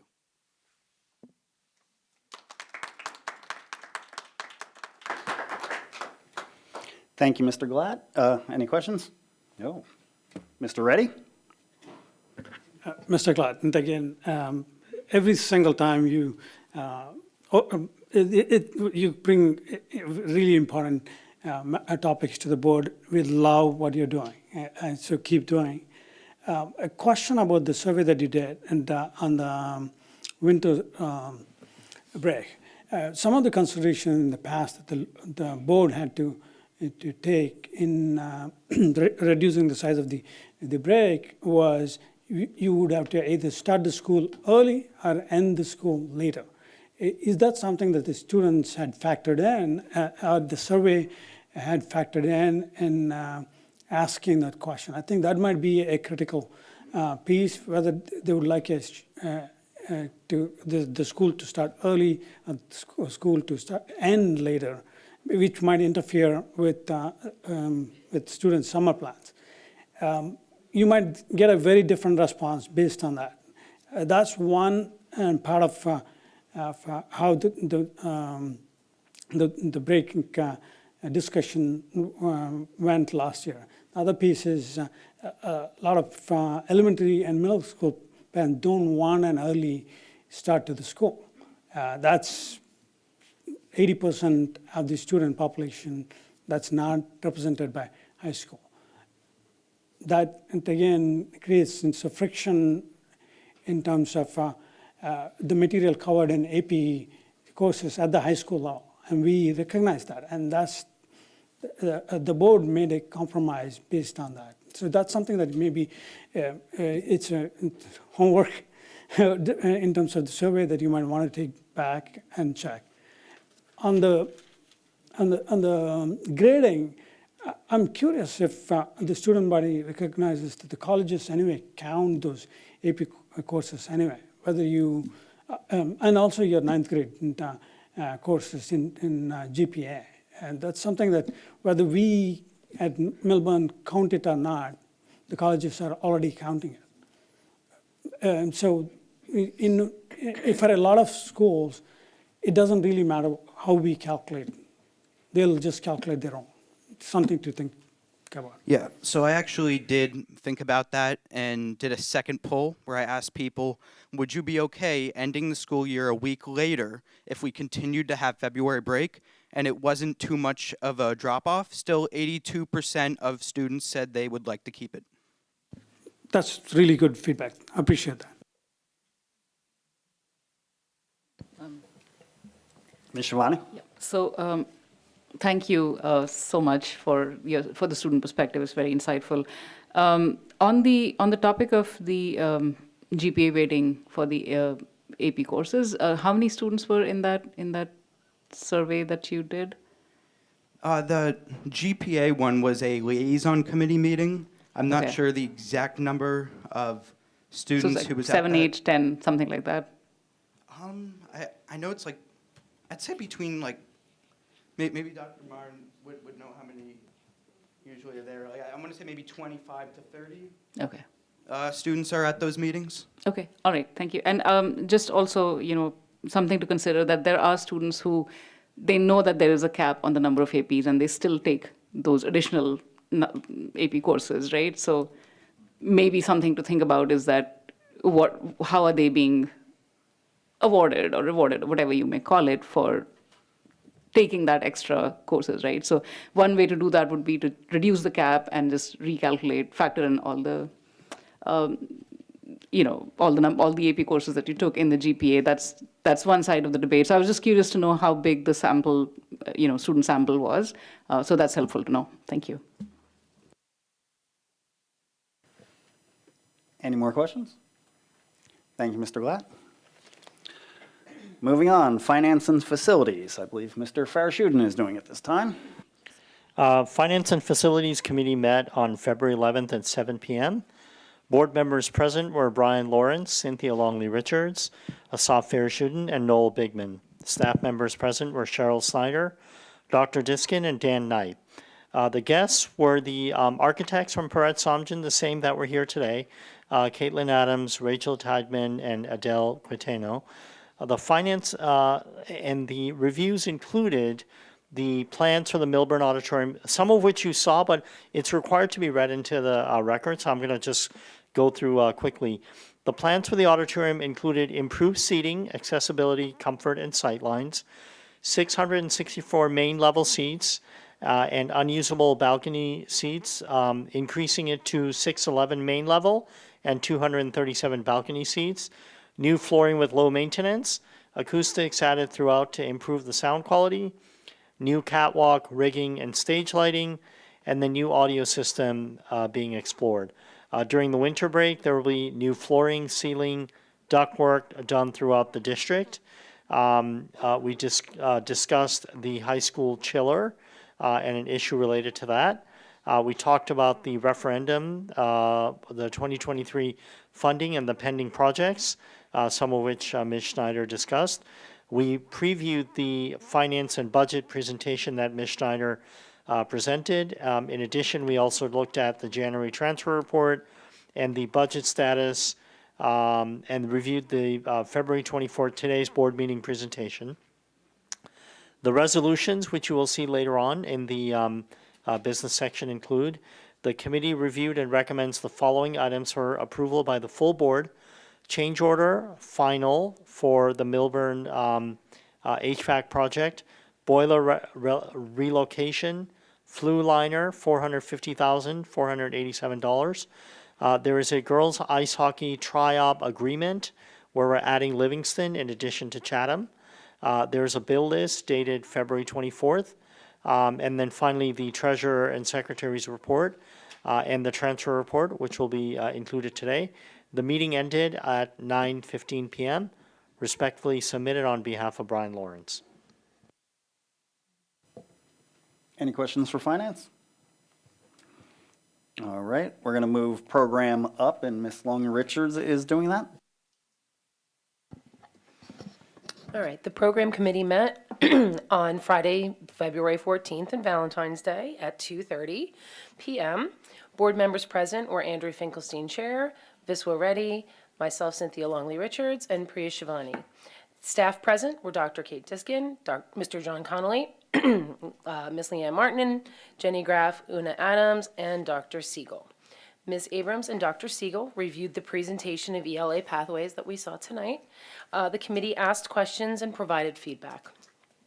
Mr. Connolly then presented a draft of the midterm grading report.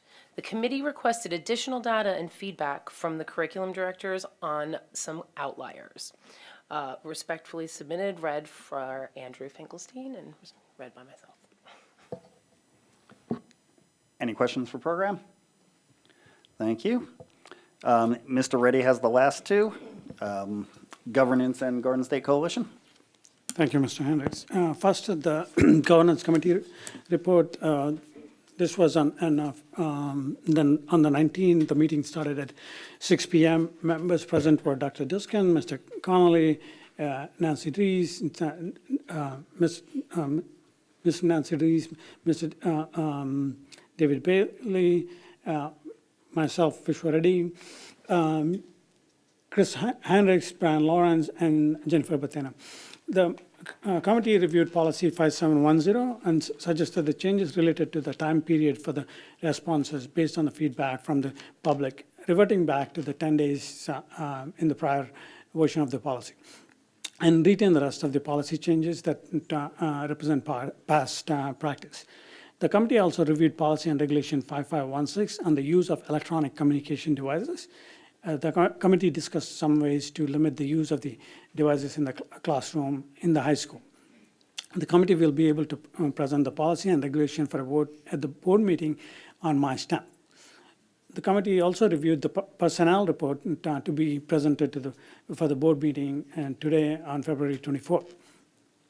The committee reviewed an updated job description that in some cases have not been updated for 3 decades.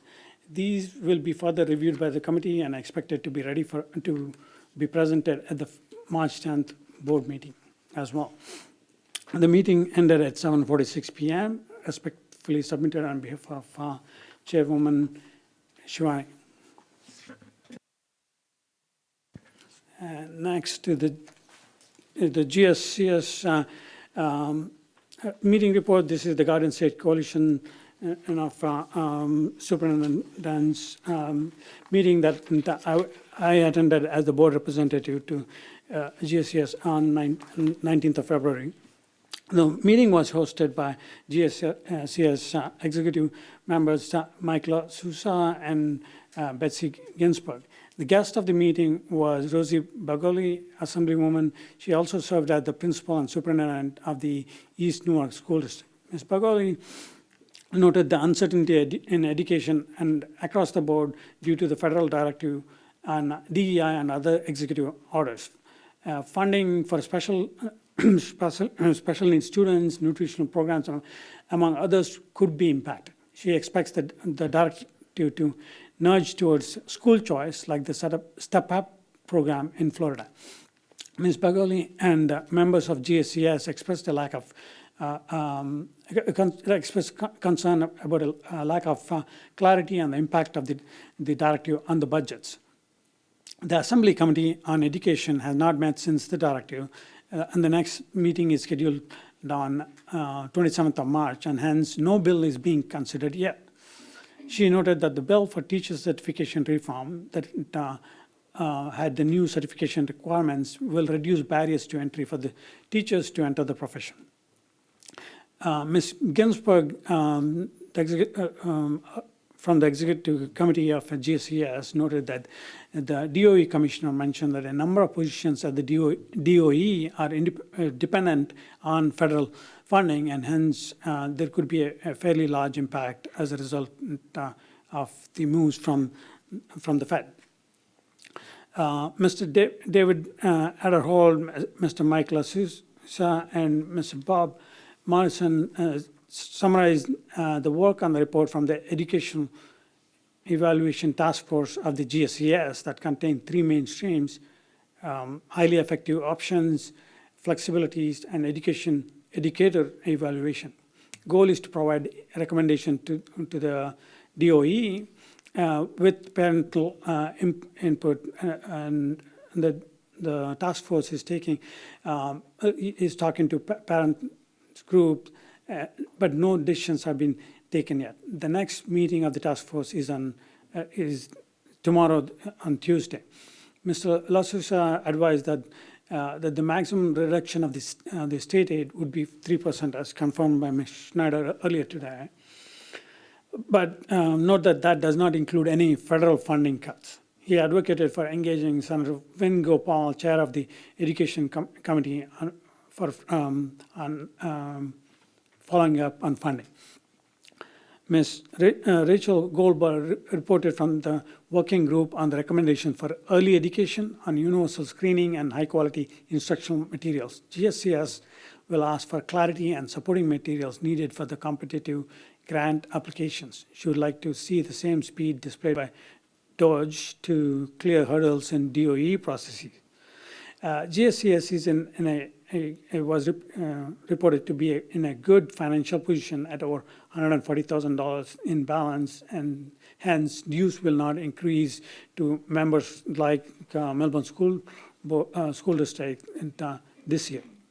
Ms. Ginsburg, in her role as the executive director, noted that the GSES is against the instructional mandate on menstrual toxic shock syndrome in health and wellness curriculum and recommends a handout of the materials instead. She thought that the S39-17 that changes the school funding formula will not be ready in time for this year's budget. Respectfully submitted, Vishwa Reddy. Thank you, Mr. Reddy. Any questions? Moving on to administrator reports. Ms. Schneider? A number of facility projects took place over February break at the same time that the Buildings and Grounds Department has been gearing up for summer projects.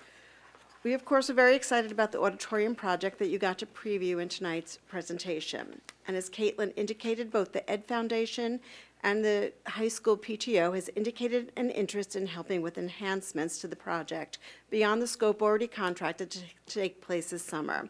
As always, we appreciate the continued support and look forward to collaborating with them. On the agenda this evening is approval of the roofing project at the high school. The base bid is the roof above the auditorium, and alternate number 1, which we also have recommended for approval, expands the project over the adjacent music room.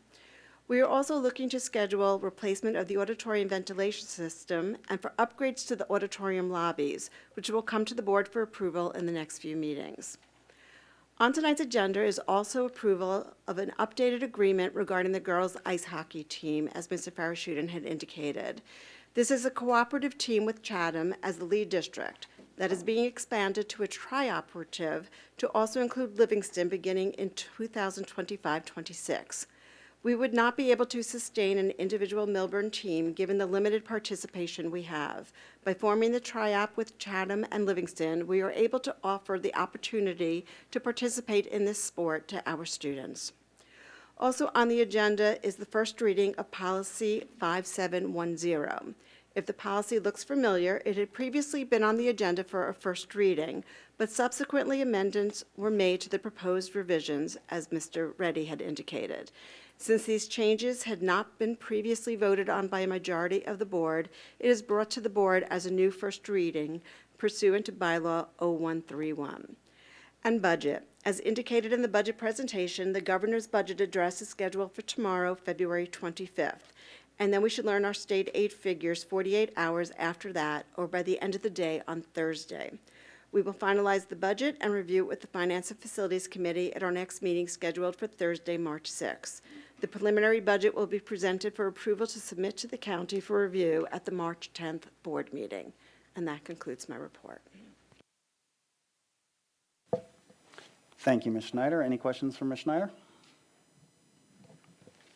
I just wanted to ask about the ice hockey program. I know it was discussed a number of times at this meeting and certainly a fair amount of public comments. I'm certainly grateful that we can offer the girls' ice hockey program and that it is expanding to include another school. There was some differences pointed out between the girls' and boys' program. Did we have the opportunity to discuss that with Chatham, the lead school, and do you anticipate any changes in the program? I don't think there's going to be changes.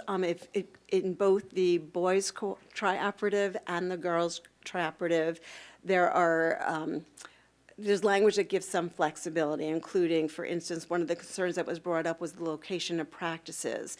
The agreement with the girls actually allows for multiple practice sites. It's a matter of what's available and the timing of everything during that year.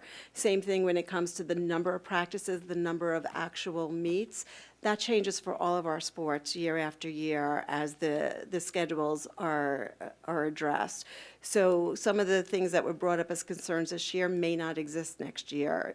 Again, scheduling, any practice that those discussions take place every year with all of our athletic programs, not just these. Very good, thank you. And we could still have the outcome where, because the boys' team has a different composition than the girls' team, there could be girls from other districts on the boys' team. It is possible. Yes, so that's still in the rules. We still think this is the best way to proceed forward to give the biggest benefit for the most amount of people that we possibly can. And my understanding, just for the record, that the girls participating in the girls' ice hockey team were not interested in participating in the boys. So it was something that they would not have had the opportunity to participate in the sport they wanted to if the girls' ice hockey team did not exist. Great, thank you.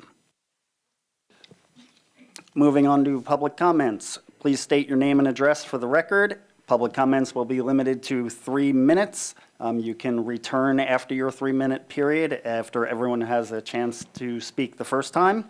Responses to questions and comments will be posted to this website before the next board meeting or within 10 school days. Please go ahead. Good evening, Jenna Glass, 348 Old Childers Road. Dear board members and administrators, thank you for reviewing the amendments to Policy 5710. We see an answer has been posted on the board website as to why the verbiage designee has been used. We would argue that this is not standard legal wording, and it being rather vague and without any specifications allows anyone, even one person, to be making decisions at all levels of appeal, making the process flawed and unfair to families. We have followed the current Policy 5710 prior to litigation and during. We have contacted the principal, superintendent, and board president, all communication emails on file. Yet who has been making these decisions for our son on behalf of everyone? As far as we and our legal counsel is aware, persons at each level of appeal were available, yet decisions have not been made by them. Especially members of the board have not been even informed of our grievance being filed. We are not convinced this designee has acted in standard legal manner on behalf of everyone. This person has made a decision for all of you without your knowledge. This person has not made a decision in educational welfare of our child, nor addressed his individual needs. This designee decided to change the applicability of policy 2425.1 from all students to some students without proper legal and ethical procedures. And this designee inadvertently changed policy 2425.1 without consulting all of those who are affected by it. We are asking who has been making this decision at all levels. Such actions are ultra-virus and violations of School Ethics Act and incredibly unfair to Dexter's grievance. So once again, we appeal to make the student grievance policy 5710 fair and transparent to families. The policy should clearly state that designee is allowed only when the primary decision maker is unavailable. The designee will be the next official in chain of command, such as vice principal and acting superintendent. In case where the decision-making principal becomes acting superintendent, the grievance should go back to the new principal for decision-making. The designee cannot be the same person at more than one level of appeal. When the appeal reaches the Board of Education level, all members need to be involved in decision-making, as per School Ethics Act. Current policy also allows the student to be heard personally at each level of grievance. This has been removed from the amended policy. I think we all can agree discussing things personally is more effective than written word. I believe that the opportunity for open and in-person communication should remain as part of the new policy. We want to advocate for all Millburn students and families to have a fair chance of discussing and resolving their grievance. We wish for families to have the ability to work together with our district representatives and to be united in the common interest in the well-being of our students, as per District Policy 9200. Truly, thank you for your consideration. Thank you, Ms. Glass.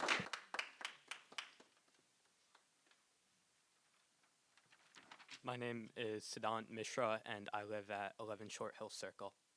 All right.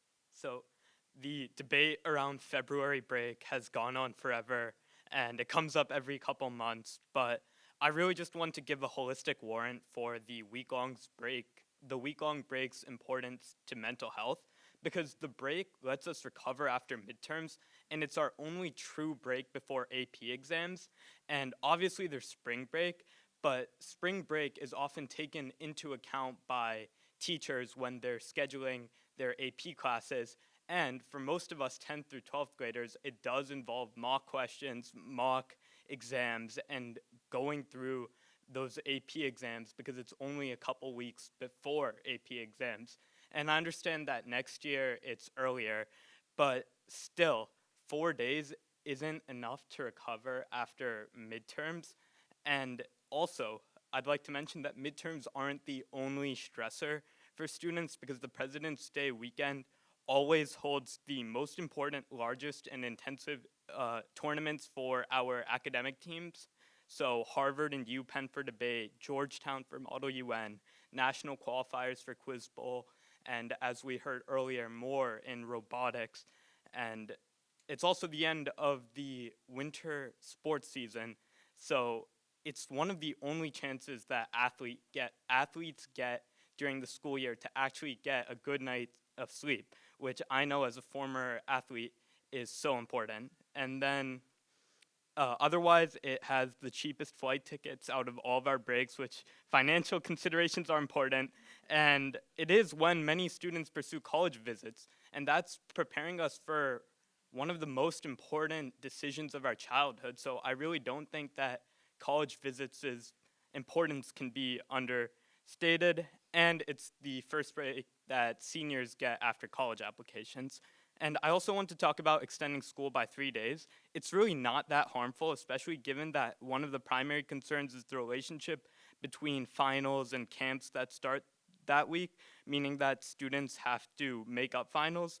But now that AP enrollment has increased, there are less students in general that are taking finals because AP classes don't have finals.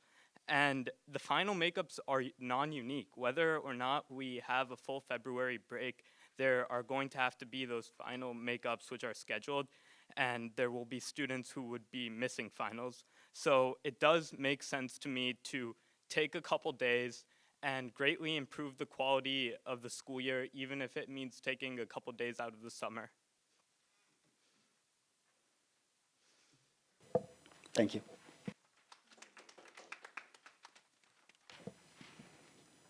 Hello, my name is Sarah. I'm the sophomore class president and 14 PE meet group plays. Okay, I'm also going to be talking about February break. So February break is certainly a break that we should keep.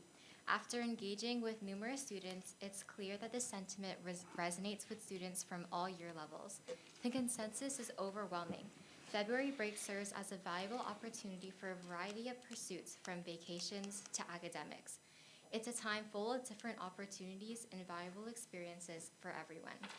Firstly, February break offers students a well-deserved respite following the intensity of midterms, like Sid mentioned. After weeks of rigorous study and preparation for such significant exams, the first thing most students crave is a moment to unwind. And February break provides just that. During this period, students often seize the opportunity to escape the harsh winter weather, traveling to warmer destinations and enjoying quality time with friends. Additionally, many students use this break to reconnect with family. I know several classmates who have traveled abroad to visit their grandparents or hosted extended family in their homes. Furthermore, many students travel to popular ski destinations. February break falls at the perfect time, as the prime skiing season runs from January to March, making February break an ideal time period for skiing and snowboarding. This highlights the wide range of travel opportunities students embrace during this break, from relaxing vacations to thrilling winter sports getaways. Removing this break would not only deprive students of the necessary rest they deserve after such demanding exams, but also strip away their chance to foster meaningful connections with loved ones.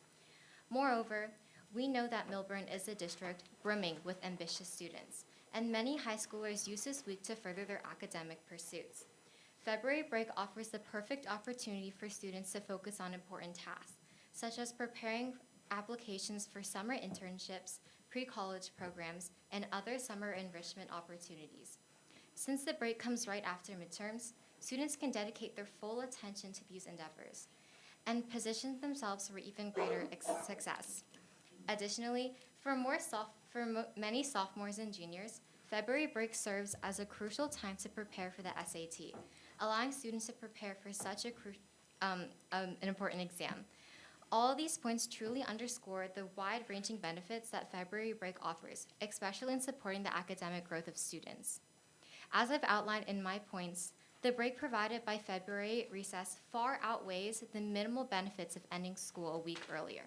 As Zach also mentioned, there is an overwhelming support for maintaining February break, even if it means extending the school year by a week. Personally, and along with many other students, I see no reason to alter our current schedule. If the goal of the Board of Education is to truly represent the needs and interests of the student body, it's clear that February break should remain an integral part of our academic calendar. Thank you. Thank you.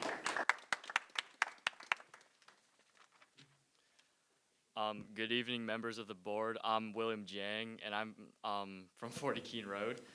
So I'm the current standing freshman president, and like the previous officers, I'd like to give my experience on the break as well as the other freshmen. Now, I believe that the freshmen's experience is a little more unique since this is our first break, especially since we're moving into sophomore year, if this plan does go accordingly. And it may be my first year of high school, but I understand how demanding our academic journey can be, and I'm sure it's just going to get harder from here. And like many of my classmates, I personally, and as well as the freshmen, they hope to excel not just this year, but in the years in the future or to come. And I believe that success in school isn't just about working harder. I think it's also about working smarter. And I think part of that is when we need to recognize when we should have a rest or break. And so just me personally, this year I experienced firsthand just like how important February break is. And me along with my friends and my classmates, we know it's not just a time to relax, it's also a time to catch up on important responsibilities. I know it was mentioned that people could go visit colleges, but I think there's also the college applications that were mentioned, and those that's a quite complicated and long process to take. I know it can go from writing essays to visiting the schools themselves. So February break is providing an opportunity for students to themselves visit the school, which is basically what our high school is setting our students up for in the first place. And also, I know it was mentioned earlier, but winter sports, and I know he talked about how he was an athlete. I'm also an athlete, and I think the break is excellent for the break of winter sports because there is a gap between the winter sport and spring season sports. And in between that gap, there's also a lot of extracurricular activities going on. I know it was mentioned about the robotics and their tournaments, and obviously there was prep for that. But there was also many, many other clubs. I could go on and on. I know there was the debate and speech Harvard tournament, and I know also the senior regional orchestra and regional band. Those rehearsals and concerts took finished, and all of those they take quite a large time out of the students' daily schedule, and I think a break is really justified and necessary in turn after the end of those events. Now, so I think many students, their intention to relax is also an intention to recharge and give their best effort for the next week of school after the break. And without the break, I think the students themselves are stretched thin. And as Zach said earlier, with his original poll, it was 92%, right? And when he did actually mention the extension, it still remained an overwhelming majority. I think he said 82% or something like that. So what we're seeing is that even with the idea of the complication with the summer programs in the summer, most of the students are willing to have that risk if it means having an entire week of break. And I believe that a well-rested student is a more engaged student, and without the extended break, stress levels are prone to rise. While it may not be the complete fault of the break, I think it's a large combination of factors, and I think it's definitely going to be able to impact on the students' work, whether it's through tests or homework or quizzes, whatever it is. I think it will have a reflection of the students' of how the students are feeling at the time, and I think February break is providing the completely justified and necessary break that the students need in order to basically recharge and come to the school refreshed with a new mind. And I think high school is about preparing for the future, and I think that also means developing healthy habits, including balance. Not to mention the upcoming fresh year, so the current eighth graders in the middle school. I think they deserve the same opportunity as I did, as well as all the other kids in high school did this year. And I think keeping the full February break ensures that every student now and in the years to come can continue to excel in whatever courses they take and have the appropriate time for relax and also have the appropriate time of working. Thank you for your time. Thank you, Mr. Zhang.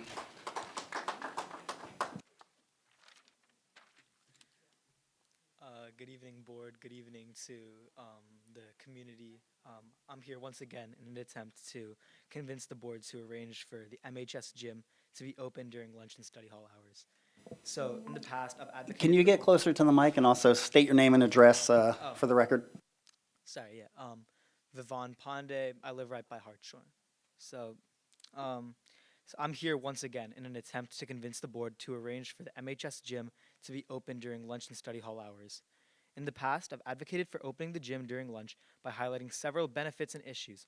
I've pointed out that the cafeteria was often overcrowded and unsuitable for studying during the hour-long practically study hall. And I've noted that the library has become too small due to recent changes, and students have very few quiet options to spend their study hall productively. It's clear that the underused weight room could provide a valuable alternative space for exercise and better utilize our school's resources. As of now, the main issue which prevents this proposal seems to be risk of injury. And I have no doubt agree that there must be professional supervision in the gym while it's being used to ensure the safety of the students. And this can be made possible solely by the Board of Education's interference.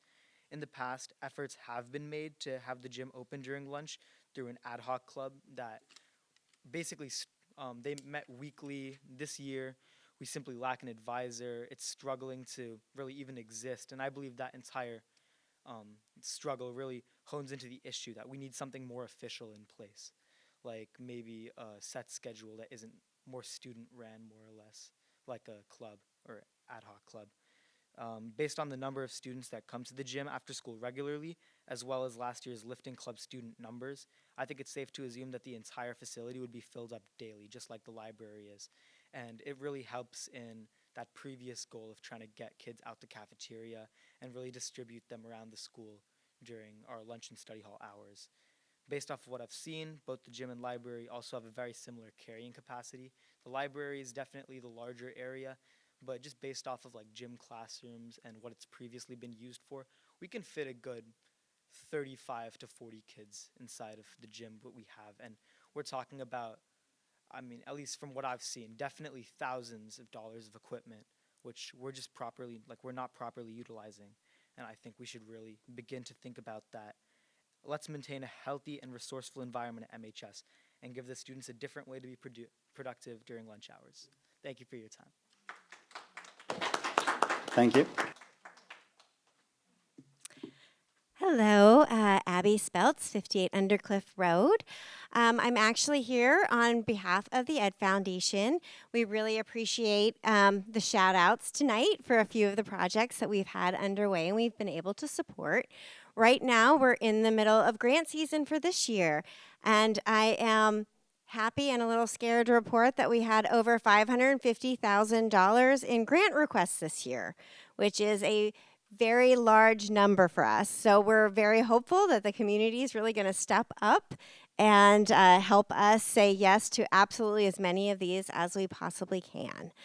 We appreciate the support, and we hope that we'll see a lot of you at STEAM Fest at the end of the month, and continue to supporting the Ed Foundation so that we can continue to support our students and our schools. Thank you. Thank you, Ms. Speltz. Good evening. My name is Jeffrey Feld. I live at 11 Alexander Lane, Short Hills, New Jersey. I am also the pro bono counsel since early January about the policy that you're going to talk about.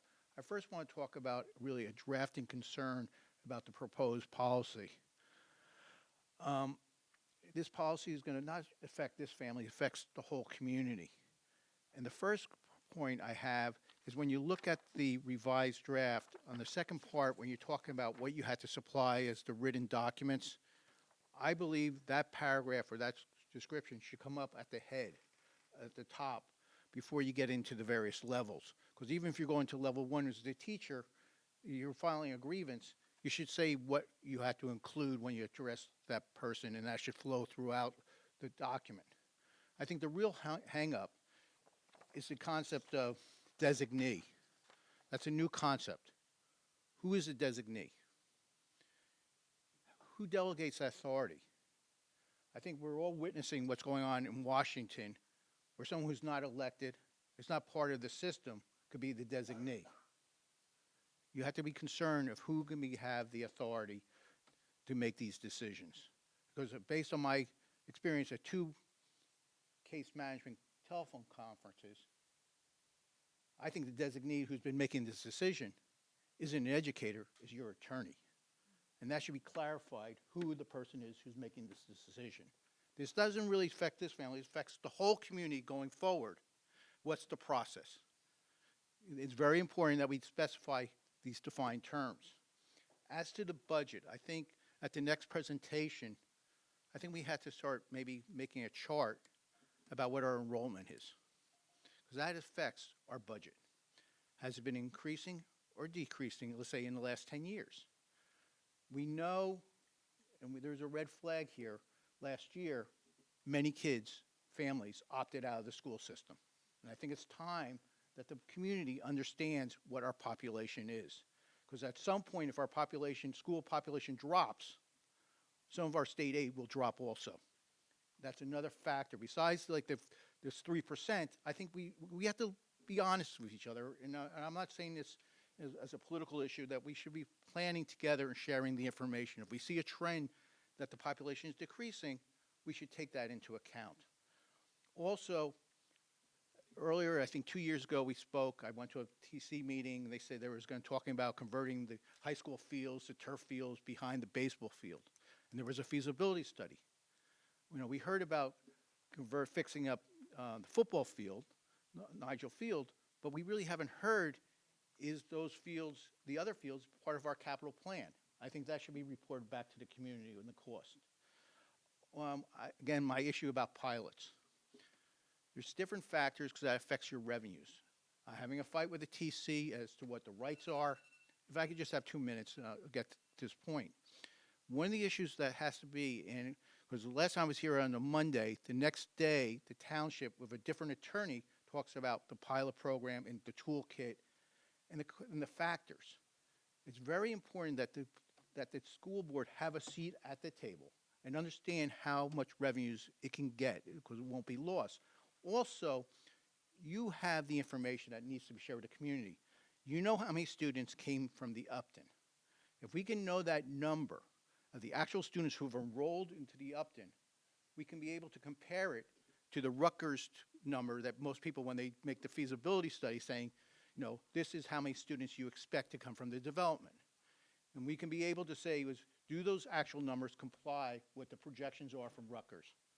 And that could help us in the community for what's going down the road, because we don't even know what has come from the project that used to be the Wells Fargo, because I don't know if any units have been rented or if the affordable housing units have been rented, and what the impact on the schools district, because everyone's been focusing on the Upton. Again, thank you. But look at the drafting concerns, because I have to report back to the court tomorrow. Thank you, Mr. Vogt.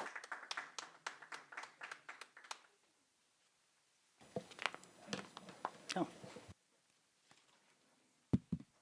All right. Good evening. Good evening, Jared Shapiro, 12 River Lane.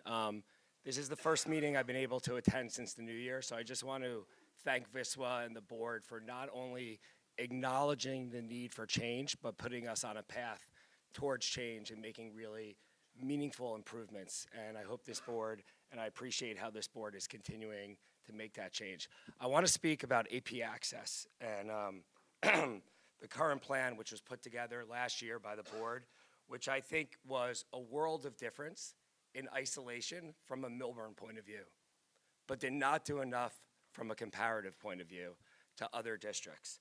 And why is this important? It's important because access on a comparative basis to peer districts is critical to our students. It's important to improve on a comparative basis for our own, relative to our own profile, when you see the number of AP courses that we offer, but yet how many AP courses can our students get into? And if you need any proof, here's the Livingston AP course criteria. They don't even have an application. Sign up and you're in. So what I see that the new policy did is it allowed more students to get to the same number. If you could get to 3, more getting to 3. If you could get to 5, the same 5. 9, but it's not allowing the students who could get to 3 to get to 5. It's not allowing the 5 to get to 7, and it's not allowing more students get to 9 or even go past 9 if you want. So here's a solution. Take what I would call the AP electives. All of the AP courses that I'm about to mention have no prerequisites according to the College Board, or other comparable districts offer some of them in 10th grade. Take AP Human Geography, AP GOPO, AP African American, AP Psych, and AP Micro. Put these in a bucket. Call these the AP electives with no prerequisites, and make them available starting in 10th grade. Allow every 10th grader to take at least one, Allow every junior to take 2 from this bucket, and make it unlimited for seniors. If you need a prerequisite for some reason, require a B from CPA and a B- from Excel, and make a pathway for CPB students. Because taking AP courses is not just about college entry, it's about how students feel inside. Let them follow their passion and let them challenge themselves. What are the benefits? The overall benefits are across the board. The top students will now be able to spread out their 9 or more over 3 years, not condense them into 2 years. Can I get 1 more minute? Okay. The top students could go spread it out over 3 years. The student who accumulates 3 will not just do those in junior or senior year. They can now pick them up as sophomores and probably increase their profile to 4, 5, or 6 APs. A second benefit, let middle school students be middle school students. We still have a system where who you are in 7th grade is who you are in 9th grade academically, and very much in 10th grade. This will stop a lot of the pressure of the tracking that takes place starting in 7th grade and 8th grade into 9th grade. Financially, when you go through the college process, it's not the top 50 schools or the top 100 or the top 150 or the top 200. Most schools are offering unapplied for merit money, unweighted and unweighted GPA with extra bonus points for AP courses. You don't even apply for it. So if your kid is a 3.6 and he was offered $10,000 a year, imagine if he had a 3.8 or a 3.7, he's in the next level. It's simply a grid. And finally, I don't believe that every kid, none of us in life, is guaranteed to an outcome. You can't promise an outcome, but we are guaranteed, or we should guarantee, a comparative chance.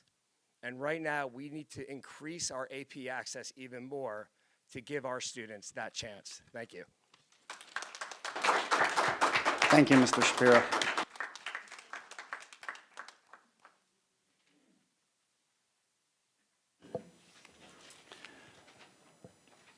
Moving on, there's no discussion items tonight. Moving on to board action items. First, instructional agenda items. Any carve-outs? Can I have a motion to move instruction agenda items M1A through M1D in consent agenda format? Mr. Farashudin, Mr. Reddy can second. All in favor?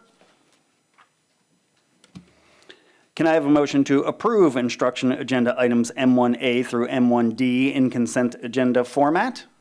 Ms. Longer-Richards, Mr. Lawrence can second. A, resolve to review the superintendent's recommendation of the HIB investigations for the period of 1/16/25 to 2/7/25. B, resolve to approve professional development requests. C, resolve to approve an agreement with the School District of Chatham and Livingston's School District for the Tri-Operative Girls Ice Hockey Program between the Chatham, Livingston, and Millburn School Districts for the 25-26 and 26-27 school years. D, resolve to approve the US2 consulting for professional development services at the Millburn Middle School on differentiation training. Any comments? Roll call, please. Oh, I'm sorry. Ms. Bethina. Hi. Can we clarify what, for the public, what is differentiation training in this case for M1D? Mr. Conley, can you take that one? Yeah, so that training is going to be, we're working, so out of the equity audit that we did last year, one of the areas that focus was differentiated training. And so we were able to use Title I funds to secure US2 consulting to work with teachers and start creating a differentiated plan for student, right, well, yeah, exactly, to differentiate instruction for our students. So it's a 2-day workshop. Thank you. Yep. Thank you, Mr. Connolly. Back to the roll call. Ms. Bethina? Yes. Mr. Bigman? Yes. Mr. Farashudin? Yes. Mr. Lawrence? Yes. Ms. Longley-Richards? Yes. Mr. Reddy? Yes. Ms. Shivani? Yes. Mr. Heinrichs? Yes. Motion passes. Thank you. Item 2, personal agenda items. Can I have a motion to approve the personnel report and addendum dated February 24th, 2025? Ms. Longer-Richards, Ms. Shivani can second. Any comments? No, we'll do that after the roll call. No public comments at this time. There is another section for public comments coming up. Roll call, please. Mr. Bigman? Yes. Mr. Farashudin? Yes. Mr. Lawrence? Yes. Ms. Longley-Richards? Yes. Mr. Reddy? Yes. Ms. Bethina? Yes. Ms. Shivani? Yes. Mr. Heinrichs? Yes. Motion passes. Thank you. Mr. Conley, did you have a few comments? I did. I just want to take this opportunity to congratulate Karen Odell on her 25 years of service to the Millburn Township Public Schools. We wish you the very best in your retirement, and we also want to wish Miss Lois Infanger a happy retirement on her 37 years of service to Millburn Township Public Schools. So congratulations to both of you, and we wish you the very best.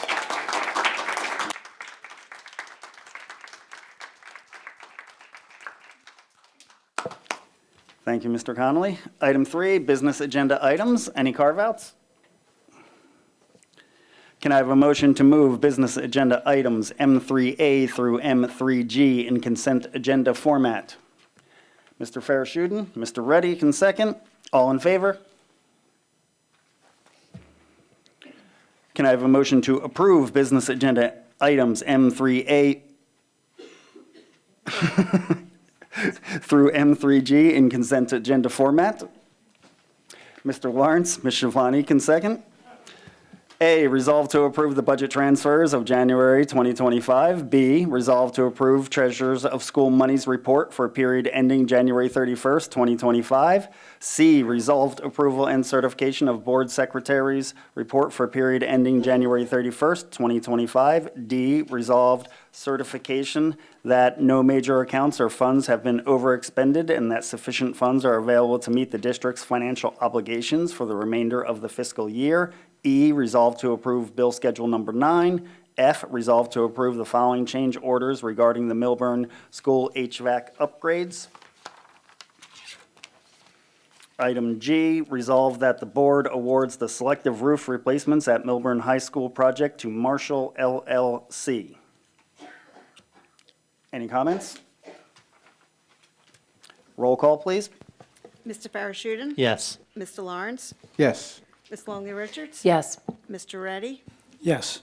Ms. Bethina? Yes. Mr. Bigman? Yes. Ms. Shivani? Yes. Mr. Heinrichs? Yes. Motion passes. Moving on, item 5, policy agenda items. Policy 5710 on student grievances has been revised since it was originally introduced and so is back on the agenda for a first reading. Can I have a motion to approve policy agenda items M4A, policy 5710 in first reading? Ms. Shivani, Mr. Farashudin can second. Any comments? Roll call, please. Mr. Lawrence? Yes. Ms. Longley Richards? Yes. Mr. Reddy? Yes. Ms. Bethina? Yes. Mr. Bigman?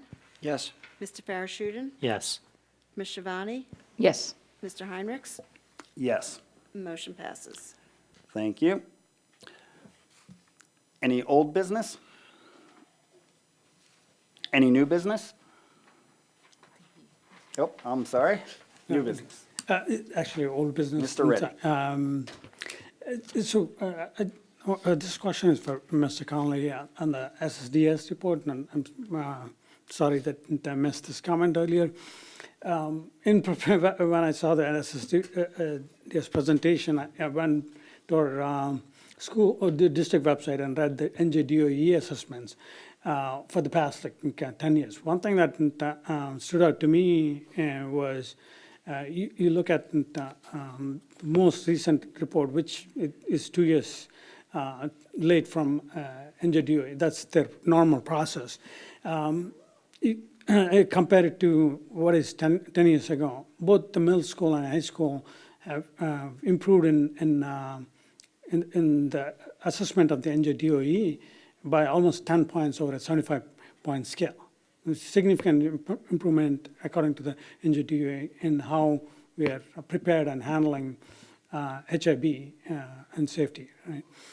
But you look at the elementary schools, they're pretty much at the same level they were 10 years ago. How do we move the needle on the elementary schools to kind of close that gap to both the middle school and the high school? Clearly, we've demonstrated a significant progress there. How can we cross-pollinate that in the elementary schools? It's a great question, and I think what we need to start looking at is, where we're seeing the most impact and the most positive change, and looking at to see the things that those schools individually are doing, and then beginning to thread that needle through to the other buildings as well. We can also look at character education programs and the type of programming that we're bringing in on a regular basis, maybe comparing it to what we're doing at the other two levels and trying to mirror that at an elementary level. Thank you. Any other comments? Mr. Reddy, again? Yes, regarding 5710, right? I just want to bring notice to the public and the rest of the board. In the policy, I believe it's 3.c, any appeal that a student makes will ultimately get to the board, and the board is obligated to, when it's escalated to the board, to provide a hearing and make a final decision on that appeals process. That's process existed and will remain. So really, the notion that there is not different levels that finally get up to the board is incorrect. The designee part is really an operational imperative so that students get timely response from the school districts instead of waiting for an individual that might not be available at the time. But that does not obviate the escalation path itself. This board and this, maybe not this year, but definitely last year has heard from students and parents in an executive session over certain appeals. So that process is still in place as is, as far as my reading of the policy. And the policy is not meant to be a legal, in the same way as a bill. The regulation provides the details and the policy provides the direction. So we cannot expect full details in a policy document. That's at least my layman reading of board, as a board member. That might differ from a layman attorney reading that might not have experience in public policy.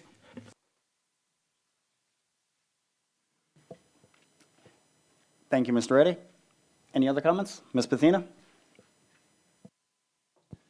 I just wanted to mention something about AP CAP.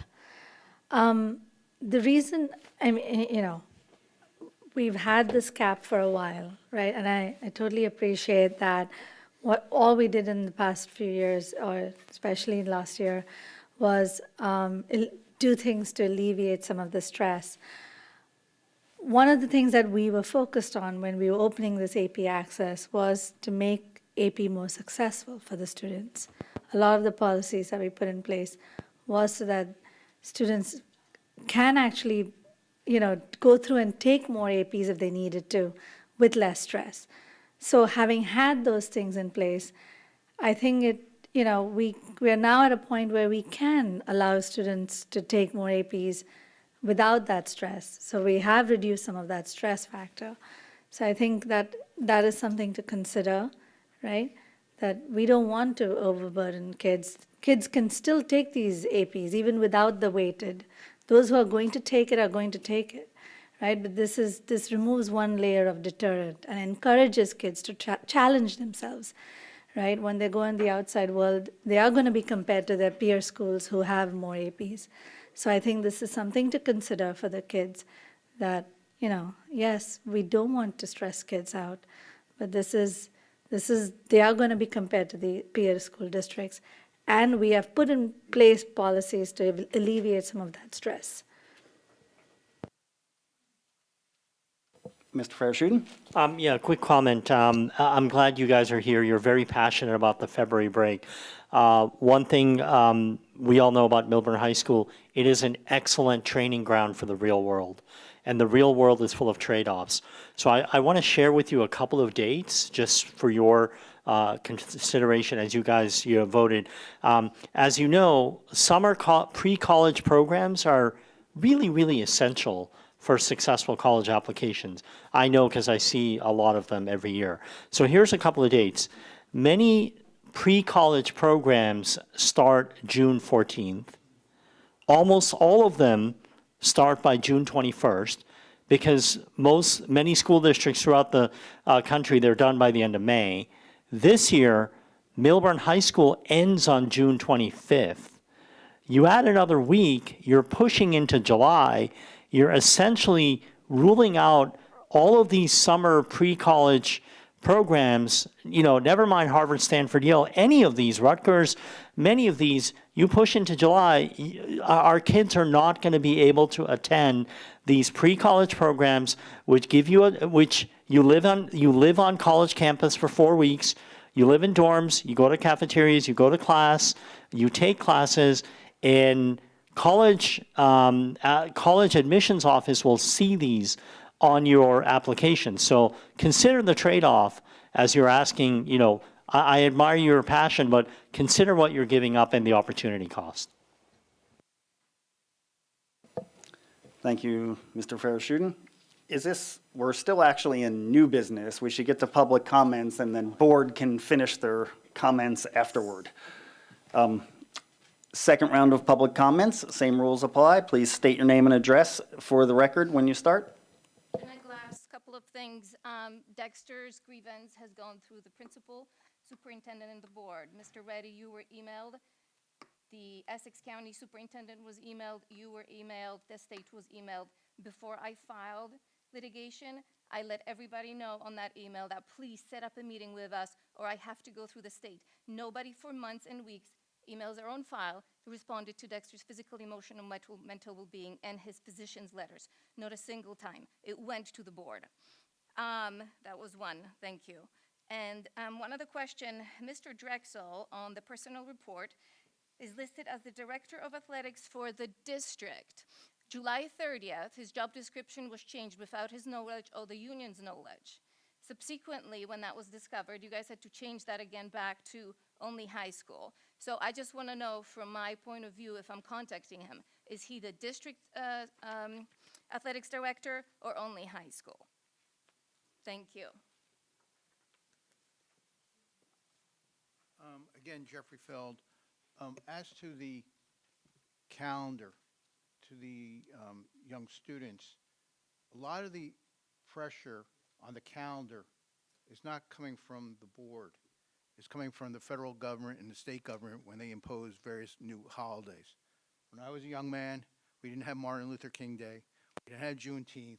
We didn't have a lot of other holidays. And their hands are tied because there are other factors taking days out of the calendar that they have no control over. And I think, and it's not just this school board. If you look at Montclair and a lot of other towns, they're fighting over what to do because of the calendar, because of other holidays that have come down to like the religious holidays that we're now recognizing because the demographics has changed. And I think we have to recognize that as the community, is that they're not picking on this grade, is that there's other things that have happened. The demographics have changed in the town, and there's other holidays being imposed from other levels.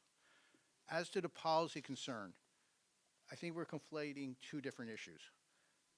Policy 5710 is really just a procedural mechanism how you do the grievance. And that's what I was trying to emphasize. Like when you go to level one, what documents you had to present. And that was what I was getting at the heart of, that it should be consistent, like the drafting part.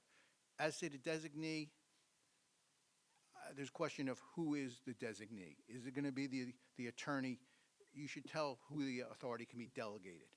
The real issue will be, once we start the grievance process again, whether there was a discriminatory action, did you not treat him fairly compared to other policies? That's a different issue, and we're not talking about that. All we're talking about today is for a policy that's not going to just affect this child. It's going to affect everyone in the community that has a grievance, that everyone should know what is the process. That's all this is doing. It's not saying right or wrong what happened, is what is the procedure, and when a parent makes a grievance, are they entitled to a response? And I think it's not just this family, because if you went to listening at the board judge public forum, many parents are complaining, they make comments, they get no feedback. That has nothing to do with this family. There's a generic problem in this community where parents have stand up, come up to this lectern and speak and say, we try to write, we don't hear anything. Again, good evening. Thank you, Mr. Feld. Moving on to board member comments. Is there any other comments from the board? Ms. Longyear-Richards? I actually have a few. I did want to make a personal board comment about the two retiring teachers because both of them have been very special to my family and my boys. So I just wanted to say my thanks and give all of my gratitude to you both for being wonderful, amazing humans and teachers and just making a difference for my boys. And I just appreciate both of you. So that's my personal comment.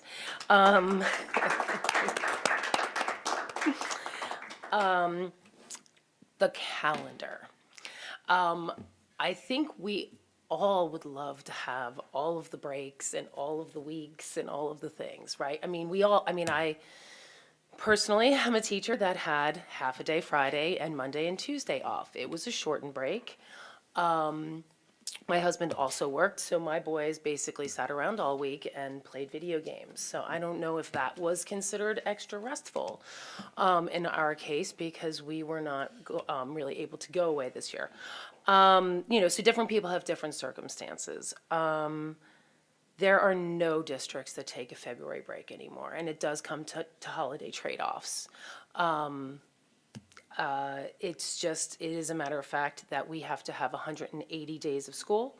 We have snow days built into the calendar, so I think it's usually 82, 83 days that we need to account for when you take off for holidays at all the levels for all of the people that we want to be so inclusive. Those 180 days have to come from somewhere. Again, not only is it the end of the year, but Mr. Reddy suggested, the other alternative would be to start before Labor Day, but that's also something that nobody wants to budge on, starting before Labor Day. That's like unheard of in New Jersey. So, there's a lot of different ways to, what do they say, skin a cat, but in this case, the end of this year, to be perfectly frank, is ludicrous. We go to school till June 19th. We take off Friday, June 20th for the Juneteenth holiday. And then we're coming back for 3 half days the following week, the last week of June. It actually makes almost zero sense. So again, it is about trade-offs. Yes, we all would love to have the full February break. I wish I had a full February break as well.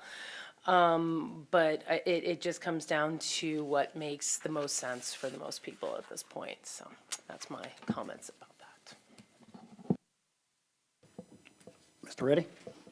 I just want to point out, even if audience members talk about particular students, the board members and the board, and including the administrators, are statutorily not allowed to speak about a particular student or their particular circumstances.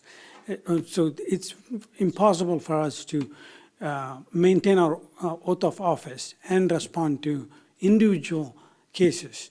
It's a very tough ask to be responded to in public when we are statutorily limited from doing so.